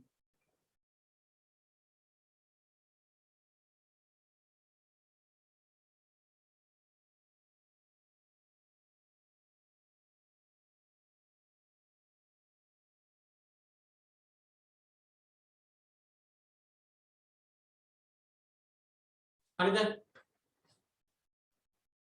තරගකරුවෝ ගත්තාම තරගකරුවන් හඳුන්වා දීමේ අධීරයේදී නොමැත. හඳුන්වා දීමේ අධීරයේ නොමැත ඇලිරක් ගහලා ලියන අඩු සංඛ්‍යාවකි කියලා. ගොඩක් වෙලාවට නෑ වගේ තමයි පිටියත් ඉතින් එක්කෙනෙක් දෙන්නෙක් ඉන්න පුළුවන් අඩු සංඛ්‍යාවකි. හඳුන්වා දීමේ අධීරයේදී හරි වර්ධන අධීරයේදී ලියන්න සංඛ්‍යාව වැඩි වෙයි. අපි වර්ධනය වෙන්න තරගකරුවෝ වැඩි වෙනවා. මොකද දැන් අපේ වර්ධනය පේනවනේ. එතකොට ඔන්න අනිත් අයත් එනවා මාකට් එකට පොඩ්ඩක් මේක හොඳයි කියලා තීරුම් අරගෙන. අපි පරිණත වෙනකොට ස්ථාවර වී ක්‍රමයෙන් අඩු වෙයි. පරිණත අධීරයේදී කියන්නේ ස්ථාවර වී ක්‍රමයෙන් අඩු වෙයි. අපි ස්ථාවර වෙනකොට තරගකරුවෝ ආයෙ පාරක් පල්ලම් බහිනවා. එක්කෝ නව තරගකරුවෝ වෙන එක නැවත ඉන්නේ උන් ටිකම ඉන්නවා. සමහර උන් දාලා යන්න මොකද දැන් අපි පරිණත වෙලානේ. හැප්පෙන්න අමාරුයි. පිරියන අධීරයේදී තරගකරුවෝ අඩු සංඛ්‍යාව. කියන අදාළ භාණ්ඩයේ මාකට් එකෙන් පිරිනකොට තරගකරුවොත් ඉතින් නිකන් නේද රෙදි හොදන සබන් වල සන්ලයිට් කියන එක පල්ලෙහාට යනවා කියන්නේ අනිත් රෙදි හොදන සබන් උඩ ඉන්නේ නැහැ. ඒවත් කොහොමද පල්ලෙහාට යන්නේ?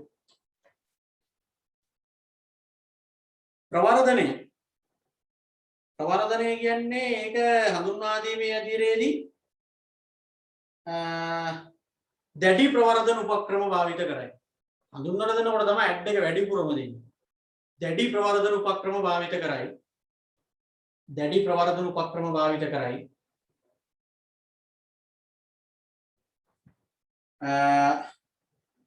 වර්ධන අධීරයේදී සාමාන්‍ය ප්‍රවර්ධන උපක්‍රම.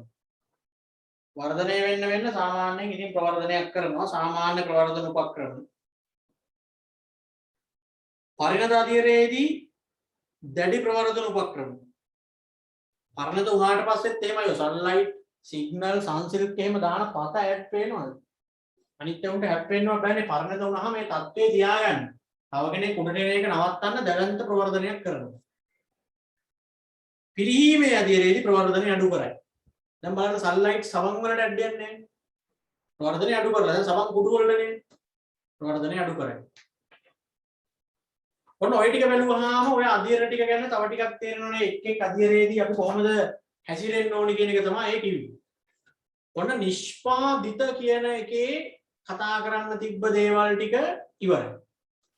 නිෂ්පාදිත කියන එකේ කතා කරන්න තිබ්බ දේවල් ටික ඉවරයි. ඉතින් අලෙවිකරණ මිශ්‍රය ගත්තාම ඒකේ පළවෙනි අපිට අලෙවිකරණය කියන කතන්දරේ පුරාවටම අපිට ඕනි ගණදනු කරුවා සතුටු කරන්න. ගණදනු කරුවාට ඕනි දේ දෙන්න. ඉතින් ඒකෙදි අංක එකටම නිෂ්පාදිතයේ පැත්තෙන් අපි මේ දේ කරන්න ඉපේ. අපේ නිෂ්පාදිතයේ පැත්තෙන් අපේ භාණ්ඩය හෝ සේවාව පැත්තෙන් ඒක තමයි දැන් මේ නිෂ්පාදිත ගැන අපි දැනගෙන ඉන්න ඕනේ දේවල් තමයි දැන් ඔය කියලා දුන්නේ. මට්ටම් පහ ගැන දැනගෙන ඉන්න ඕනේ, අනන්‍යතාවයක් හදා ගන්න ඕනේ, සන්නම ගැන දැනගන්න ඕනේ, අසුරුම ගැන දැනගන්න ඕනේ. ජීවන චක්‍රය ගැන දැනගන්න ඕනේ, නිෂ්පාදිත මිශ්‍රය ගැන අවබෝධයක් තියෙන්න ඕනේ. හරිද? දැන් එන ලොට් එකක් කතා කරා නිෂ්පාදිත කියන එක සම්බන්ධයෙන්. දැන් භාණ්ඩය හරි සේවාව හරි විතරක් ඔය කියන හැම දෙයක් ගැනම සලකලා බලලා හදලා ඒකෙන් විතරක් ගණදනු කරුවා සතුටු කරන්න පුළුවන්ද? බෑ. නිෂ්පාදිතයෙන් විතරක් ගණදනු කරුවාම කොටු කරන්න බෑ. නිෂ්පාදිතය කියන්නේ අලෙවිකරණ මිශ්‍රයේ තියෙන එකක් විතරයි. දැන් ඔන්න අපි භාණ්ඩය හදලා ඉවරයි. ගණදනු කරුවන්ගේ සිතුවිලි වලට අනුව ඔය මට්ටම් ගැන හරියාකාර අවබෝධයක් ඇතුව ජීවන චක්‍රය ගැන හිතලා ඔය හැම දෙයක් ගැනම තේරුම් අරගෙන දැනගෙන අපි දැන් අපේ නිෂ්පාදිතය බිහි කරා. හදලා තියෙනවා. හදලා ඊළඟට මේකට මිලක් නියම කරන්න එපා මේ නිෂ්පාදිතයට. අන්න දෙවෙනි වැඩේ. අලෙවිකරන මිශ්‍රයේ දෙවෙනි එක මිල කිරීම.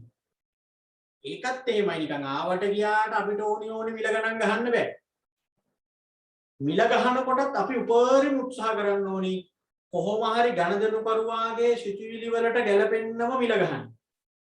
ඉතින් ඒක නිසා භාණ්ඩයකට මිලක් නියම කරද්දි භාණ්ඩයකට මිල ගහද්දි මොනවද අපි දැනගෙන ඉන්න ඕනි දේවල්? මිල කිරීම සම්බන්ධයෙන් මොනවද අපි දැනගන්න ඕනි දේවල්? ඒක තමයි ඊළඟට කතා කරන්න තියෙන්නේ මිල කිරීම. ඒකේ නිෂ්පාදිත ගැන කතා කරපු තරම්ම දේවල් කතා කරන්න නෑ හැබැයි. දැන් නිෂ්පාදිත ගැන දැන් සති දෙකක් තිස්සේ තුනක් තිස්සේ කතා කරන්නේ. මිල කිරීම ගැන එහෙම නෑ. මිල කිරීම බෙදා හැරීම දෙකම එක දවසේ කතා කරේ. තුට්ටයි තියෙන්නේ. හරි. ඒතර ඕගොල්ලන්ට ඊළඟට කරන්න තියෙන පාඩම මූල්‍ය කළමනාකරණය. ඒ ටියුට් එක තමයි අගෝස්තු මාසේ ලැබෙන්නේ. මූල්‍ය කළමනාකරණයේ ටියුට් එක. 5 වෙනිදාන් පස්සේ ටියුට් ගන්න පුළුවන්. එතකම් බෑ. 5 වෙනිදාන් පස්සේ. අවිස්සාවේලේ ළමයින්ට ගෙදරට ටියුට් එක එවනවද ආයතනෙන් ගන්නවද කියලා තාම තීරණයක් නැහැ. බොහෝ විට ගෙදරටම ටියුට් එක ලැබෙන්න සලස්වන්න තමයි දැනට තීරණය කරලා තියෙන්නේ. ඒත් 5 වෙනිදාන් පස්සේ. හරි. ඊට කලින් මම ඇඩ්‍රස් එකේ මොනුමක් ගන්නම්. දැන් සංචරණ සීමා අයින් කරපු හින්දා මේ දවස්වල පොඩ්ඩක් බලනවා ආයතනයේ ටියුට් ගෙනත් තියලා ළමයින්ට ගන්න පුළුවන්ද ඒත් බැරි අයට කොහොමද කුරියර් කරනවා. හරි. එතකොට අර මේ